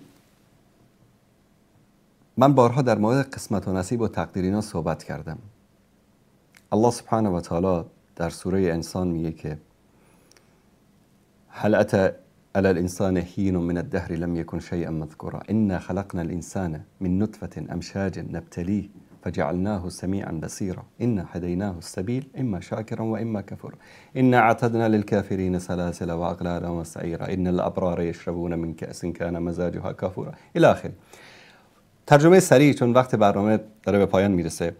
الله سبحانه و تعالی میگه ما به شما گوش دادیم، چشم دادیم، بینایی دادیم، شنوایی دادیم، شما رو بهتون یعنی عقل دادیم، یک انسان کامل و با شعور آفریدیم، راه رم براتون نشان دادیم، این راه خوب، این راه بد. راه بد رفتی، ما آماده کردیم برای کافران غل و زنجیر و جهنم را. راه خوب رفتی، ما آماده کردیم در اونجا میوه ها و به اصطلاح شربت های بهشت رو. خیلی سوره جالبی است. سوره انسان رو حتما با ترجمهش بخونید. خیلی از مشکلات کسانی که در مورد قسمت و نصیب و تقدیر و قضا و قدر مشکل دارن، با خوندن این سوره مشکلاتتون حل میشه. ببینید انسان رو الله سبحانه و تعالی برای چی مکلف ساخته؟ در نهاد او فطرت سالم رو قرار داده، پیامبران رو فرستاده، کتب رو فرستاده تا حجتی برای انسان باقی نمانه. فردا نگه پروردگارا من نمیدونستم. تا که گفتی نمیدونستم میگه مگه پیامبر نفرستاده بودم؟ والا میگه من پیامبر رو ندیدم. من کتابش رو نفرستاده بودم، در بینتون نبود. والا من کتاب رو نخوندم. خب باشه، پیامبرم ندیدی، کتابش هم. عقل که داشتی، 2 تا 4 تا رو که بلد بودی. من بهت عقل داده بودم، شعور داده بودم، علم داده بودم، معرفت داده بودم. چرا از عقلت استفاده نکردی؟ ببینید اموری هست که انسان در اون دخل و تصرف نداره، به دست الله سبحانه و تعالی است. در قرآن کریم هم بیان شده اینکه فردا چه اتفاقی میفته، اینکه انسان در کجا میمیره. بعضی اموری هست که نه، الله سبحانه و تعالی بهمون اختیار داده و از جمله اموری که الله سبحانه و تعالی به ما اختیار داده که ما خوب و بد و اینها رو از هم مشخص بکنیم قضیه ازدواج است. اختیار داده بهمون که به خاطر همین شما مثلا با دختری میخواید ازدواج بکنید، از دختر خوشتون اومده، رفتید خواستگاری کردید، پدر و مادرش موافقت کردن، سر میز عقد نشستید، دختره گفت من قبول ندارم. هیچ نیرویی و هیچ قوتی در بشر، همه دنیا جمع بشن، نمیتونن این دختر رو به حق نکاح شما در بیارن تا اینکه خودش نگه بله. تصور کنید کل ملاهای دنیا جمع بشن، امام حرمین بیاد، هرچه آخوند و حجت الاسلام و ملا و مولوی و مولانا، کل امت جمع بشن، پشت سرشون ناتو هم باشه، نمیتونن، حق ندارن که دختری رو مجبور بکنن که اونجا، از نگاه شرعی میگم، حالا ظلم و ستم که چیز دیگه است، از نگاه شرعی نمیتونن مجبورش بکنن که بگه بله، تا که خودش به رضایت خودش بگه بله. رضایتش نباشه این نکاح باطل است. پس اختیار دارید، در اختیار همسرتون اختیار دارید و در انتخاب شوهرتون اختیار دارید و این اختیار رو الله سبحانه و تعالی به شما داده. والا پدرم به زور گرفت، مادرم به زور گرفت، من خبر نبودم، من نمیدونستم، اینا بهانه است. واقعیت است. شاید مثلا دیروز پریروز یک دوستی، من خیلی کوچیک بودم، دختری رو به عقد ازدواج من در آوردن، الان ازش خوشم نمیاد. خب اون موقع کجا بودی؟ اینا بهانه نمیشه که انسان کرد. پس این که میگیم که قسمت و نصیب بوده، خیلی عذر میخوام بعضیا میخوان خریتشون رو به گردن کسی دیگری بندازن. خیلی معذرت میخوام از اینکه این جمله رو استفاده میکنم، منتها بعضیا میخوان که این حماقت و اشتباهات خودشون رو در زندگی به گردن خدا بندازن، والعیاذ بالله. الله سبحانه و تعالی بعضی میگن خب این میگن که این نوشته شده بوده، در قضا و قدر نوشته شده بوده. نه اینو اشتباه میگن. الله سبحانه و تعالی به شما اختیار داده، اختیار انتخاب امسر، اختیار انتخاب شریک زندگیتون. و الله سبحانه و تعالی بر اساس علم خودش قبل از این که شما به دنیا بیایید همه تفاصیل این رو نوشته، چون میدونسته که شما چه انتخاب میکنید، چه اختیار میکنید. به خاطر که این موضوع رو، این علم الله سبحانه و تعالی رو بعضی خلط میکنن با جبر، که شما مجبور هستین، خداوند یک چیزی رو نوشته شما مثل ربات باید این رو عملی بکنید. اینطوری نیست. الله متعال به خاطر اینکه عالم الغیب و شهاده هست، الله سبحانه و تعالی با علم غیبش خبر داره که شما محمد، محمود، آرش، بیژن یا فلان هر کسی که هستید، در آینده در فلان روز در فلان ساعت فلان کاری رو انجام میدید. الله با علمش میدونسته که شما چی میخواید انجام بدید، این رو نوشته. اما این به این معنی نیست که شما مجبور شدید یک چیز سناریوی پیش از پیش تهیه شده ای است که شما بر اساس اون دارید زندگی میکنید. این اشتباهی است که مردم فکر میکنن. مثال واضح بدم که متوجه بشید. یک نفری رفته بود خونه یکی از دوستاش، 3 تا پسرش اونجا به اصطلاح مهمان خونهشون نشسته بودن، بچه کوچیک بودن. مهمان اومد به هر کدوم از اینا مثلا 300 تومن داد دستشون هدیه. عادت بود مثلا قبل الان که از مد افتاده، قبل از خونه کسی میرفتن به بچه ها پول میدادن، یا هدیه میبردن، یا شکلاتی، شیرینی، چیزی، یا پول میدادن دستشون. این طرف که به اینا پول داد، بچه ها خوشحال شدن، از خونه رفتن بیرون. پدر خندید، گفت الان من میدونم که این بچه هم چی کار میکنن. مهمان گفت که چطور میدونی که چی کار میکنن؟ گفت مثلا چی کار میکنن؟ گفت پسر بزرگم گفت میره این پول رو میده دست مادرش که براش جمع بکنه، اون وسطیه میره این پول رو صدقه میده، اون آخری هم میره نزدیکترین بقال سر کوچه شکلات و شیرینی چیزا میخره میخوره. گفت چطور اینو متوجه میشی تو؟ گفت فرزندانم. حالا ببین. چند لحظه بعد بود که از ستاش دوباره برگشتن. مهمان پرسید خب پسرام چیکار کردید این پولا رو؟ بزرگه گفت والا راستش بگی دادم دست مادرم نگه داره، آینده به دردم میخوره. وسطیه گفت والا پسر همسایه دفتر و قلم و این چیزا نداشت، رفتم براش خریدم دادم بهش. کوچیکم گفت بابا رفتم شکلات خریدم خوردم. مهمان تعجب کرد چطور فهمیدی این رو؟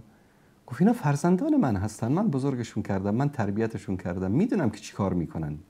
این علم غیب نیست، این واقعیتی است که فرزندان طرف یا پدرشون میدونه که فرزندانشون چی کار میکنن، اخلاقشون، رفتارشون چی است. این علم غیب نیست. ولله مثل الاعلی. الله سبحانه و تعالی ما رو خلق کرده و بر اساس علم خودش میدونه که ما فردا چی کار میکنیم، چه تصمیم میگیریم، بر اساس علمش، و این رو نوشته. آیا این نوشته الهی تغییر میکنه؟ بله تغییر میکنه. احادیث فراوانی است، لا یرد القدر الا الدعاء، تقدیر عوض نمیشه مگر با دعا. و خیلی صدقه دادن، دعا کردن، خیلی از این طرف، حتی مرگ انسان که از جمله مسائلی است که الله سبحانه و تعالی به دست الله متعال است، این رو قرار داده در تاریخ معینی، به دست الله متعال است، به دست من و تو نیست. فاذا جاء اجلهم لا يستأخرون ساعة ولا يستقدمون. وقتی اجلشون اومد یک لحظه پس و پیش نمیشه. آیا همین اجل رو میشه تغییر داد؟ بله میشه تغییر داد. با چی؟ با صدقه دادن، با دعا کردن. حدیث صحیح است در این مورد. برای الله سبحانه و تعالی به خاطر عمل نیکی که تو انجام دادی تغییر میده، طول عمر نصیبت میکنه. پس اختیار همسر و شوهر، زن و شوهر، این اختیاری است که الله سبحانه و تعالی به ما داده و این نه جبری از طرف الله متعال است و نه از طرف پدر مادر. بله، آیا الله متعال امکان داره که مثلا برای من یک همسری رو انتخاب بکنه که من رو به طرف او ببره که من با او ازدواج بکنم؟ بله. اگر من دعا بکنم که یا رب، رسول الله صلی الله علیه و سلم میگن یکی از نعمت‌هایی که الله سبحانه و تعالی نصیب یک مرد صالح میکنه این است که به او همسر صالح نصیب میکنه. انسان دعا بکنه که بارالله به من، برای من همسر صالح نصیب بکن، الله سبحانه و تعالی اینو براش آسان میکنه. اینجا میره رد میگیره، اونجا میره یک دختر خوب و صالحی که پیدا شد اون جواب مثبت میده. اینم جواب سوال این بیننده عزیز و گرامی. بله، سلام علیکم بیننده گرامی، بفرمایید. علیکم و رحمت الله و برکاته. علیکم السلام و رحمت الله و برکاته. حیاک الله استاد بزرگوار، سلامت باشید. خوب هستید؟ بارک الله فیکم، الله مطالب سن کند. سپاسگزارم. استاد شما در مورد آنانی گفتید که مثلا فتاوای بعضی از مفتیان را بدون دلیل میپذیرن. فقط مفتیان مقصر نیستن، یعنی آنان هم مقصرن. چرا مثلا بررسی نمیکنن؟ خود امام ابو حنیفه رحمت الله علیه هم میگن فاذا استاء الحدیث فهو مذهبی، هر حدیث صحیحی که به پای صحت رسید مذهب من است. حتی مثلا من خودم به عنوان یک حنفی واقعیت را میگویم که در فقه و در عقیده حنفی هستم. مذهب امام شافعی و امام احمد بن حنبل از نظر حدیث صحیح تر است، یعنی قوی تر است، این واقعیت است. ولی مذهب ابو حنیفه رحمت الله علیه یعنی از دیدگاه سیاست خیلی قوی است، ولی بر اساس متاسفانه قیاس بیشتر دارد. مثلا در سه مذاهب دیگر بین مرد و زن یعنی تفاوت نماز برای همین یکیست، هم برای زن هم برای مرد. متاسفانه در مذهب ما تفاوت گذاشتن، قیاس کردن.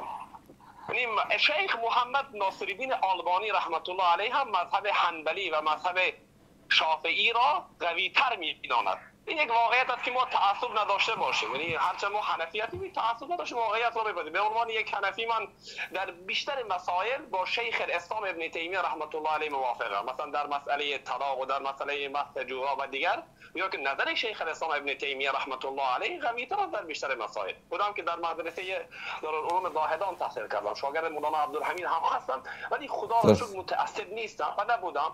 از دیدگاه قرآن و سنت یگانه کسی که ما تعصب برایش بکنیم رسول الله صلی الله علیه و سلم است، نه امام ابو حنیفه نه دیگران. بارک الله فیکم. سلامت باشید، زنده باشید. تشکر از شما.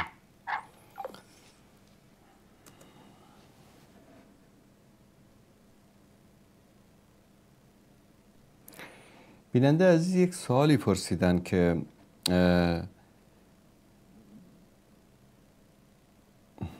یک بخش اول سوالشون میگه دقیق نفهمیدم که پول حج کجا میرود. کلیپ یک بار دیگه گوش کنید انشاءالله متوجه میشید. سوال کردن که یکی از کارگران خدماتی در شفاخانه یا بیمارستانی که ایشون کار میکنن انسان فقیری است، غریب است، یک قطعه زمین دارد، میخواد به حج برود، آن زمین خود را بفروشد یا گرو نماید. آیا این حق را دارد یا خیر؟ ببینید دوستان عزیز، ارکان اسلام وقتی بیان میشه، مثلا در مورد عبادات عملی که بگیم، نماز فقط میگن نماز، روزه فقط میگه روزه، در کی؟ ماه رمضان. حج که میرسه، زکات مثلا زکات، حج که میرسه و حج البیت من استطاع الیه سبیلا، استطاعت شرط است. حج رفتن شرطش استطاعت است. وقتی که شما استطاعت داشتید حج بر شما فرض است. یا استطاعت یعنی چی؟ خونه داری، زمین کشاورزی داری، درآمد داری، خرج یک سال خانوادت داری، بعد از اون پول اضافی داری که خرج راه سفرتو تامین میکنه، میری بلیط میخری، خرج و مصرفشو میکنی، میری حج. اما نداری، پول سفر حج رو نداری، خونه داری. آقا من میخوام برم حج. بله صاحب چیکار میخوای بکنی؟ خونه رو میفروشه. خونه رو که فروخت زن و بچه‌شو میبره توی خونه کرایی میندازه. بعد میره حج که اومد از اونجا کاروبار خراب، وضع اقتصاد خراب، خونه کرایی هم کرایشو پرداخت نکرده، صاحب خونه هم هر روز میاد اذیت میکنه، عاقبت از اونجا بیرونش میکنن، میره در یک جای خرابه‌ای با قیمت خیلی پایین، در اونجا در به در خاک به سر زندگی میکنه. بابا جان خداوند گفته که من استطاع الیه سبیلا. استطاعت یعنی که تو باید خرج و مصرف حج تو داشته باشی، زن و بچه تو ببر، کرانشین بکن، در به در بکن، به خاطری که میخوای حج بری. که از اونجا برگشتی به تو بگن آجی فلانی. الله متعال نخواسته. الله متعال به بندش نمیخواد ظلم بکنه. الله متعال به این حج رفتن تو نیاز نداره. به خاطر همین گفته استطاعتشو داشتی برو. یا چی از یک گاو و گوساله‌ای داره که مثلا از شیر و لبنیاتش مثلا خانواده‌اش استفاده میکنن، از فروشش مثلا یک چیزی بخار نمیری بره، اینو میفروشه میره حج.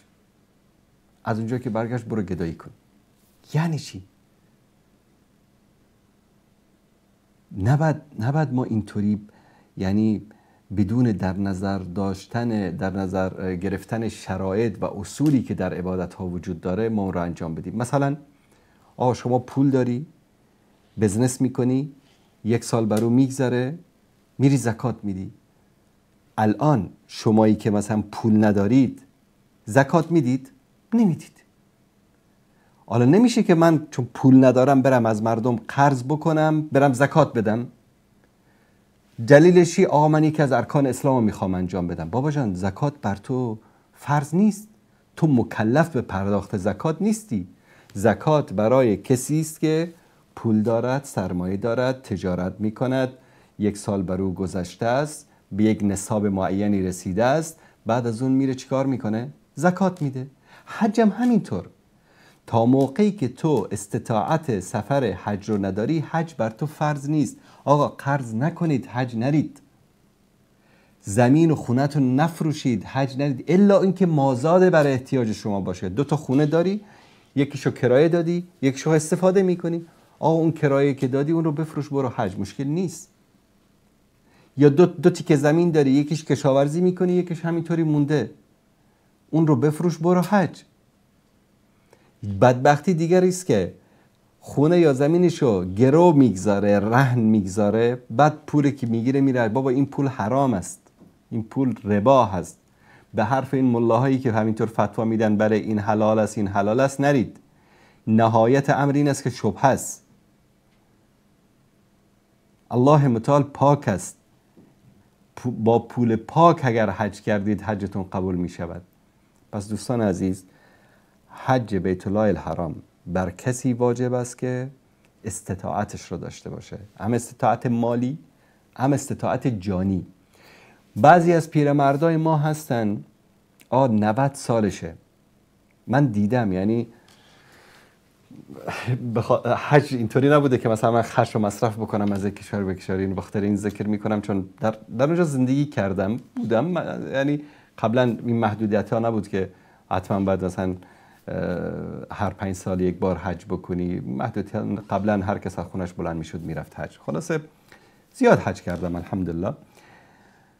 کسی رو میبینی بی حال بی حرکت، دهنش باز مونده، افتاده زیر آفتاب زده، دارن باد میزنن بهش در عرفات. اون یکی بینی در مزدلفه افتاده. عده‌ای، این جالب بود، در روز عرفه، چون روز عرفه پرده کعبه رو عوض میکنن. خب یک روزی رفته بودیم اونجا، چند تا پیرمرد لباس احرام پوشیدن، فارسی صحبت میکنن. سلام علیکم. علیکم السلام. چیکار میکنید اینجا؟ والا امروز دیدیم که حرم خلوت است، اومدیم که خوب دلمونو سر حجر الاسود یخ بکنیم. میبخشید شما از کدوم کشور اومدید؟ ما از افغانستان اومدیم. برای چی آمدید؟ برای حج بیت الله آمدیم. امروز روز عرفه است، تو الان ساعت 11 تو اینجا تو حرم تو مکه، تو الان باید در عرفات باشی. زمره پرده با هر چی گفتیم که گوش نکردن. گفت نه ولش کنید، اصلا این دیوونه هستین.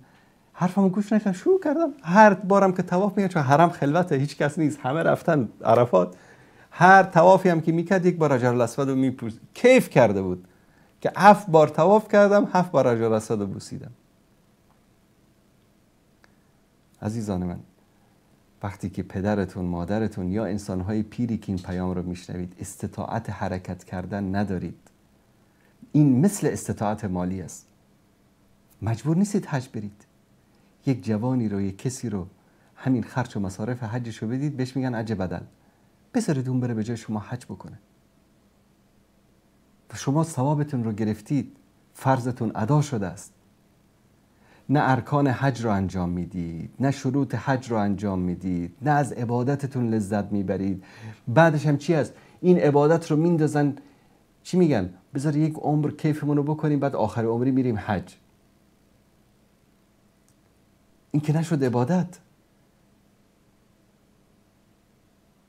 باور بکنید اون کیفی که حج در سن مثلا 20 سالگی 25 سالگی داره، در سن 40-45 سالگی نداره. اون کیفی که در سن 40-45 سالگی داره، در سن 50-55 همینطوری برید بالا. نه از عبادت لذت میبرن، نه شروط و ارکانش رو ادا میکنن. بابا طرف اومده از وقتی که پاش به حرمین رسیده تا وقتی که رفته 100 تا دم برو لازم شده. از دم هم که خبری نیست، همینطور پا میشه میره. اونجا هم که رفته که بله صدر مجلس نشسته، آجی صاحب اومدن، آجی صاحب حجش 100 تیکه و پاره شده. این رو باید در نظر بگیریم عزیزان.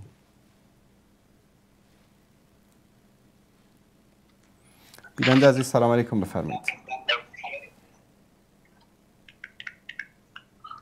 سلام علیکم. سلام و رحمت الله. خوبی شما؟ خسته نباشید. سلام. استاد انصاری، من هفته پیش که زنگ زدم ما رو پیچوندی آخر برنامه، حالا اشکال نداره. درباره اون روایت صحیح مسلم بود، حالا کاری ندارم. درباره بحث امروزتون میخوام صحبت بکنم با این دوستمون که 2-3 تا تلفن قبل زنگ زد درباره ایران و سوریه. استاد انصاری ببینید، این منافع سیاسی و ملی بالاتر از همه چیه. این رفیقمون درست گفت، زمان جنگی که سوریه به ایران پناه داد، تمام خرمشهر که رو زمین آزاد شد دلیلش از بین رفتن نیروی هوایی عراق بود و دلیل از بین رفتن نیروی هوایی عراق کمک سوریه بود که ایران تونست به غربی ترین نقطه عراق حمله هوایی بکنه، رو آسمون سوریه سوختگیری کنه و نیروی هوایی رو بین ببره که بتونه رو زمین خرمشهر رو پس بگیره. حالا من یه سوالی از شما دارم. قبل از اینکه شما سوالتون رو بپرسید در مورد این مطلبی که الان شما فرمودید، میگید منافع سیاسی و ملی بالاتر از همه چیز است. یعنی بالاتر از قرآن، بالاتر از خدا، بالاتر از پیغمبر، بالاتر از اسلام. نه ببینید، این بحث سیاست با این فرق داره. شما کدوم کشور؟ شما یک کشور به من نشون بده که خدا و قرآن گذاشته اون جلو داره اونجوری پیش میره. ببینید الان شما خیلی عجیبه، برای من خیلی عجیبه. مثلا رژیم سوریه یک رژیم بعثی بود، درسته یا نه؟ رژیم بعثی بود، ولی این بحث با بحث عراق فرق میکرد. یک لحظه، نه خیلی هم بدتر از اون است. حالا من به شما میگم رژیم حافظ الاسد، میدونید که رژیم حافظ الاسد یا پسرش بشار الاسد اینا شیعه نصیری هستن، درسته؟ شیعه نصیری هستن یا بهش علوی میگن. همه اجماع علمای شیعه اثناعشری اینها رو کافر میدونن طبق کتابهای خودتون. کسی که یکی از ائمه رو انکار بکنه شیعه نیست، کافر است. خب هم بعثی بودن، هم نصیری بودن، هم کمونیست بودن، در بینشون یک شلغم شوربایی هست. ایران میاد به خاطر کمکی که سوریه به خاطر کمک بزرگ بسیار کمک خیلی هم بزرگ، به خاطر کمک بزرگی که رژیم بعثی نصیری. یک لحظه، من به مسخره درسته، خب منم با شما موافقم. باشه الان من به شما چی میگم. رژیم بعثی نصیری کافر حافظ الاسد به جمهوری اسلامی ولایت فقیه نائب امام زمان در جنگش با عراق کمک کرده به خاطر مصالح ملی و سیاسی خودش. درست؟ بعدش جمهوری اسلامی یک لحظه بابا جان خون سرد باش برادر است. جمهوری اسلامی ولایت فقیه نائب امام زمان حضرت آیت الله خامنه ای دامنش زله کرده ما رو، از پسر همون حافظ الاسد خونخوار جنایتکار ظالم ستمگری که در سال 1970 میلادی فقط در حلب بیش از 100,000 نفر رو قتل عام کرد، میاد به خاطر منافع سیاسی و ملیش حمایت میکنه. در مقابل کی؟ در مقابل ملت بیدفاع سنی سوریه که اکثریت هستند و بر علیه ظلم و جنایت این دیکتاتور که بشار الاسد باشه قیام کرده بودن. دوستان عزیز کف بزنید برای این منطقه عزیزان شیعه ما. بفرمایید. بفرمایید. ببینید اولا تو اون منطقه کدوم کشوره که عزیز دلم مگه پادشاه عربستان چند سال اونجا؟ مگه پسرش نیم؟ مگه اردن؟ مگه کویت؟ مگه کدوم کشور قربونت برم اونجا دموکراسی سوئیس رو داره که حالا مردم سوریه سرشون کن؟ تمام چه ربطی داره؟ حالا چون که عربستان سعودی یک لحظه چه ربطی داره؟ یک لحظه نه شما دارید سیاه‌نمایی میکنید دوست عزیز. چه ربطی داره که در عربستان سعودی دیکتاتوری است بعد مردم سوریه هم به بشار الاسد خوشحال باشن دیکتاتوری باشه؟ یعنی چی؟ نه نباید خوشحال باشن. نباید خوشحال باشن، ولی وضعیت تو خاورمیانه تو تمام کشورها دیکتاتوریه. یعنی باید سوریه هم دیکتاتوری باشه؟ بشار الاسد داره دیکتاتوری میکنه، هم ایران دیکتاتوری میکنه، هم عربستان دیکتاتوری میکنه، هم اردن دیکتاتوری میکنه، هم کویت، هم قطر، هم سوریه. من نمیگم نمیکنه، اما من یه سوالی دارم. شما چرا اینجا که میرسه بین ایران و سوریه هی میایید مانور بینین که ایران حمایت کرد سوریه چون شیعه بودن اکثریت سنی رو کشت، ولی به خدا من 20 سال برنامه‌های کانالای حالا همه شما دوستان 15 ساله میبینم، یه بار نمیبینم یک بار محض رضای خدا یکی بیاد بگه بابا ترکیه چه به روز کردا آورده، در حالی که آقای انصاری کردا ساکنین اصلی اونجا هست. ولی چون ترکستانیان اصلا کسی لام تا کام صحبت نمیکنه که بگه بابا با هواپیمای F-35 میرن این بدبختا رو تو کوه بمبارون میکنن. مگه اونا حق چی میخوان؟ خب در این مورد هم صحبت میکنیم آقای محترم اگلز، در این مورد هم صحبت میکنیم. این تقصیر ترکیه هم نیست، تقصیر عراق هم نیست، تقصیر سوریه هم نیست، تقصیر ایران هم نیست. یک لحظه الان بگم تقصیر ملت کرد است. میدونید چون عده‌ای رفتن با عراقی هم کار شدن، عده‌ای رفتن با ایران هم کار شدن، عده‌ای رفتن با سوریه هم کار شدن، عده‌ای هم رفتن با ترکا هم کار شدن، عده‌ای هم مثلا الان ایران هر وقتی خواست بر علیه ترکیه یک توطئه‌ای را اندازی بکنه پژاک و پکاکا رو میفرسته، اجازه بهشون میده که از مرزهای ایران رد بشن بیان این طرف عملیات بکنن و عکسش هم درست. و هر موقعی هم که مثلا الان در خود کردستان عراق، در خود کردستان ایران، الان در کردستان ایران ما چند تا حزب داریم؟ کومله است و پژاک است و پکاکا است و پجک است و فلان 10 تا حزب هستن. هر کشوری داره از اینا سوء استفاده میکنه. تقصیر ملت کردن. ثانیاً این تنها ترکیه نیست که داره مثلا کردا رو میکشه. ثالثاً این رو بهتون بگم باور بکنید نه به خاطر دفاع از ترکیه و غیر ترکیه، امروز کردها در ترکیه تا سطح وزیر، معاون وزیر، سفیر، جنرال ها در ارتش در ترکیه حق و حقوق دارن، مثل شهروند انسان دارن زندگی میکنن، تجارت میکنن، شهرها کن، مثل کردهای ایران نیستن که زیر ظلم و ستم رژیم آخوندی. شما سال 67 کشتار مردم کردستان رو فراموش کردید، اهل سنت رو. این همه ماموستا و علمای اهل سنت کردستان رو جمهوری اسلامی دار کشید، اعدام کرد، کشت، فراموش کردید. یعنی یک کمی منطقی فکر بکنید. الان ما یک لحظه الان این چه منطق بی منطقی است که آقا کردها مثلا در فلان کشور چون مورد ظلم و جنایت قرار گرفتن ما جمهوری اسلامی حق داریم که مردم سوریه را قتل عام بکنیم؟ یعنی چی؟ ولا تزر وازرة وزر اخرى. شما الان چرا با موضوع سوریه بود پریدید که نمیدونم ترکیه داره فلان میکنه. من دارم میگم آقای انصاری ترکیه با کردا رابطش عین اسرائیل با فلسطین. تاریخ رو بخون، اونا اومدن غصب کردن زمینای کردا رو. کرد ایرانیه ولی کرد ترک نیست، کرد ایرانیه ولی کرد عرب نیست. وقتی که کردستان باید بره زیر پایه ترک، خب یک زمانی آقای محترم اگر بخوایم بر اساس این منطق احمقانه شما یک لحظه اگر بخوایم بر اساس این منطق احمقانه شما فکر بکنیم، پس اصفهانم بخش یک لحظه والله احمقانه است. میدونید چرا؟ چون همین اصفهانی که امروز شما پاره تن ایران میدونید، اصفهان نصف جهان میدونید، پایتخت یکی از امپراتوری های بزرگ اهل سنت بود. مگه سلجوقیان پایتختشون کجا بود؟ قبل از صفویه که بعداً اومدن. قبل از صفویه پایتخت سلجوقیان نبود؟ خب دیگه قبل صفویه کل ایران آقای سلجوقیان، آقای محترم، سلجوقیانی که بر همه این ایران حکومت کردن پایتختشون هم اصفهان بود. مگه ترک نبودن؟ اونجا ایران بود، اونجا به عنوان آقای محترم سلجوقیان، ملکشاه سلجوقی. یک لحظه وقتی که بگم احمق ناراحت میشید. مگر ملکشاه سلجوقی ترک بود یا نبود؟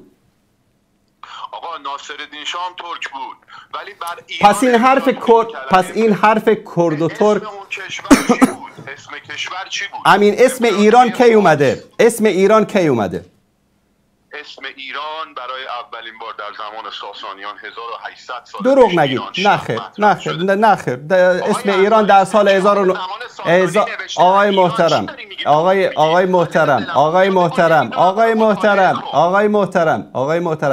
80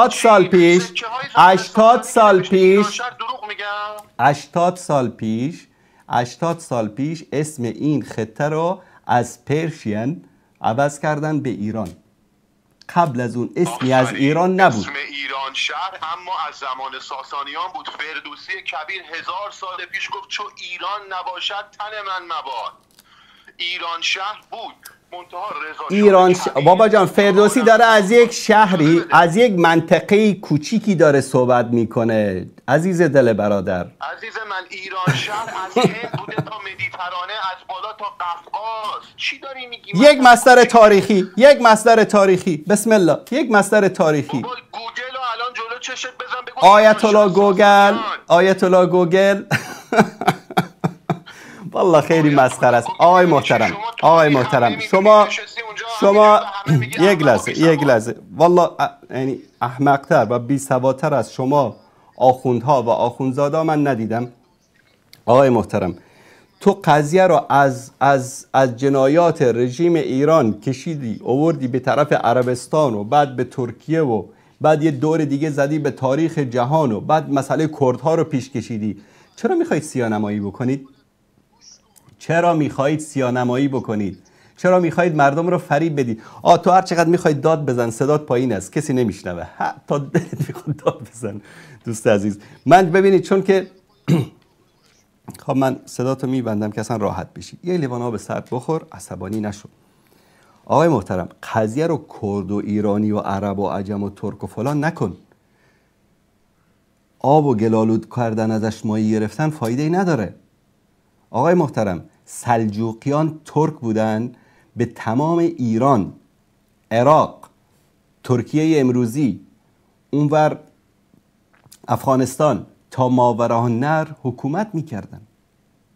ترک بودن.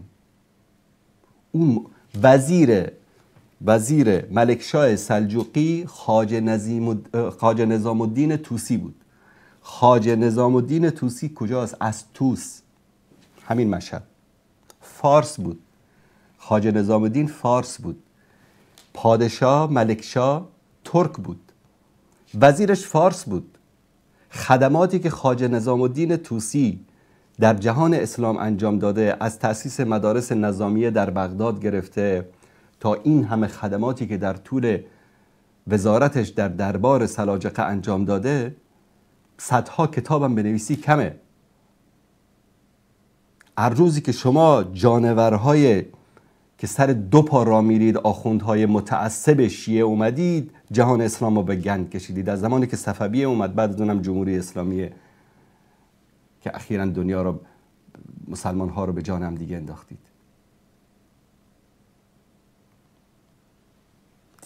مسئله رو مسئله قومی و مذهبی و ترک و فارس و عرب و عجم نکنید. از نام ایران 80 سال بیشتر نمیگذره. بابا جان، همین خطه‌ای که امروز ایران است، تاجیکستان است، افغانستان است، عراق است، جزئی از عراق، سالهای سال اسمش خراسان بوده. سالهای سال اسمش خراسان بوده. همین تاریخی رو که تو بهش افتخار میکنی، تاریخ ایران میگی، افغانی همین تاریخ رو تاریخ خودش میدونه. تاجیکی این تاریخ رو تاریخ خودش میدونه. میگه این از ماست، شما میگید از ماست، اون میگه از ماست.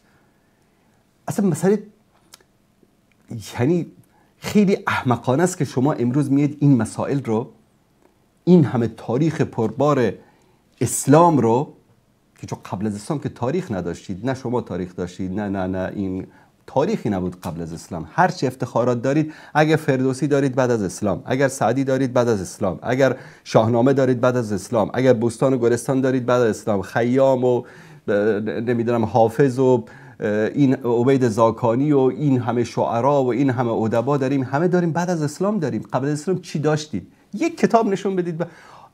همه ای که دارن کتیبه کوروش کبیر است که اونم الان جدیدن متوجه شدن که ساختن اون رو، واقعیتی نداره. هر چی داریم بعد از اسلام داریم. و در اسلام ایرانی و افغانی و عرب و عجم و فلان و ترک و فارس و کرد و اینا نیست. اینا رو شما ساختید، مردم رو به جان هم دیگه میخواید با این نام ها بیاندازید.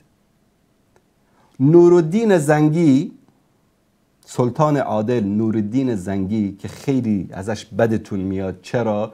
چون حکومت فاطمیون شیعه مصر رو که همپیمان یهود و نصارا بود و در اشغال غزه و بیت المقدس با اونها همکاری کرده بود رو از بین بردن و ریشه‌کن کردن. نورالدین زنگی ترک است. صلاح الدین ایوبی که به اصطلاح میشه گفت وزیر دفاعش بود، بزرگترین فرمانده لشکر نورالدین زنگی بود، کرد است. در اون موقع کرد و ترک نبود. اینا همین 100 سال 150 سال است که اینا رو در آوردن، مسلمان ها رو به جان هم دیگه انداختن. و هنوز هم شما داخل این لجنزار گندیده تعصبات نجات پرستانه تون دارید دست و پا میزنید. 2500 سال تاریخ داریم. برید 2500 تا تاریخ دارید، برید برخوردتون رو با مهاجرین افغان ببینید در ایران. بعد از اون 2000 سال تاریختون خجالت میکشید.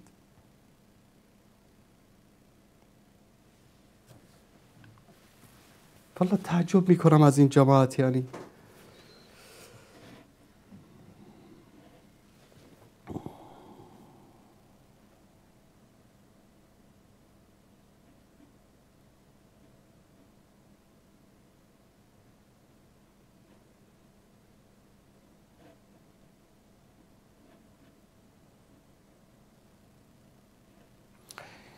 آخرین سوال رو من بیننده 4 شماره اخیرشون 4016 نوشتن که خانمشون میخواد که ایشون رو ترک بکنه، اما ایشون نمیخوان طلاق بدن. یک مشهده که این اتفاق افتاده در اسلام حق است یا نه؟ ببین برادر عزیز، اولا وقتی که یک زنی نمیخواد با یک مردی زندگی بکنه، این حقش است. اسلام این حق رو بهش داده که البته نه این که بدون عذر، یک کسی بدون عذر، بدون دلیل، بدون سبب بخواد طلاق بگیره، زندگیشو خراب بکنه، چه مرد باشه چه زن باشه، یک زندگی رو از هم بپاشن، فرزندان بی سرنوشت بشن. هیچ کس این رو قبول نداره، هیچ کس برای این راضی نیست. دین اسلام هم این رو، شاید هم طلاق صورت بگیره، طلاق طبیعی که صورت میگیره، اما یعنی کار درستی نیست. وقتی که الله متعال در قرآن کریم برای ما این رو میفرماید، من خدمت شما عزیزان این آیه رو اینجا بیارم، دوستان اگر نشون بدن، در سوره بقره است، آیه 229. الله متعال میفرماید که فامساکم بمعروف او تسریح باحسان، یا یعنی به زبان عامیانه بگم، یا مثل آدم با هم دیگه زندگی بکنید یا مثل آدم از هم دیگه جدا بشید. هیچ کسی رو نباید مجبور به این بکنه که تو حتما مجبور هستی با من زندگی بکنی. بدون هیچ دلیل اگر که یک مردی یک زنی بخوان از هم دیگه جدا بشن، این حقشان است. دین شریعت این حق رو داده. حالا شاید ما وعظ بکنیم، نصیحت بکنیم که نه خوب نیست فلان، اما حق رو داده الله متعال. برای زن خلع است و برای مرد طلاق است. میرن یا با هم تفاهم میکنن از هم جدا میشن، یا که میرن از طریق دادگاه شرعی یا دادگاه مدنی، در کشورهایی که دادگاه شرعی نیست از طریق دادگاه مدنی از هم جدا میشن. هیچ کسی رو به این مجبور نکنید. شما مثلا با یک برده، با یک کنیز که زندگی نمی کنید، با یک انسان زندگی میکنید، نمیخواد با شما زندگی بکنه، چرا مجبورش میکنید؟ پس هیچ کسی رو نباید برای زندگی کردن ما چیکارش بکنیم؟ مجبورش بکنیم. خب دوستان عزیز، به پایان برنامه رسیدیم. تا فرصت دیگر و برنامه دیگر که باز هم با شما عزیزان همراه خواهیم بود. همه تان را به پروردگار متعال میسپارم و صلی الله علی سیدنا و حبیبنا محمد و علی آله و صحبه اجمعین. السلام علیکم و رحمت الله و برکاته.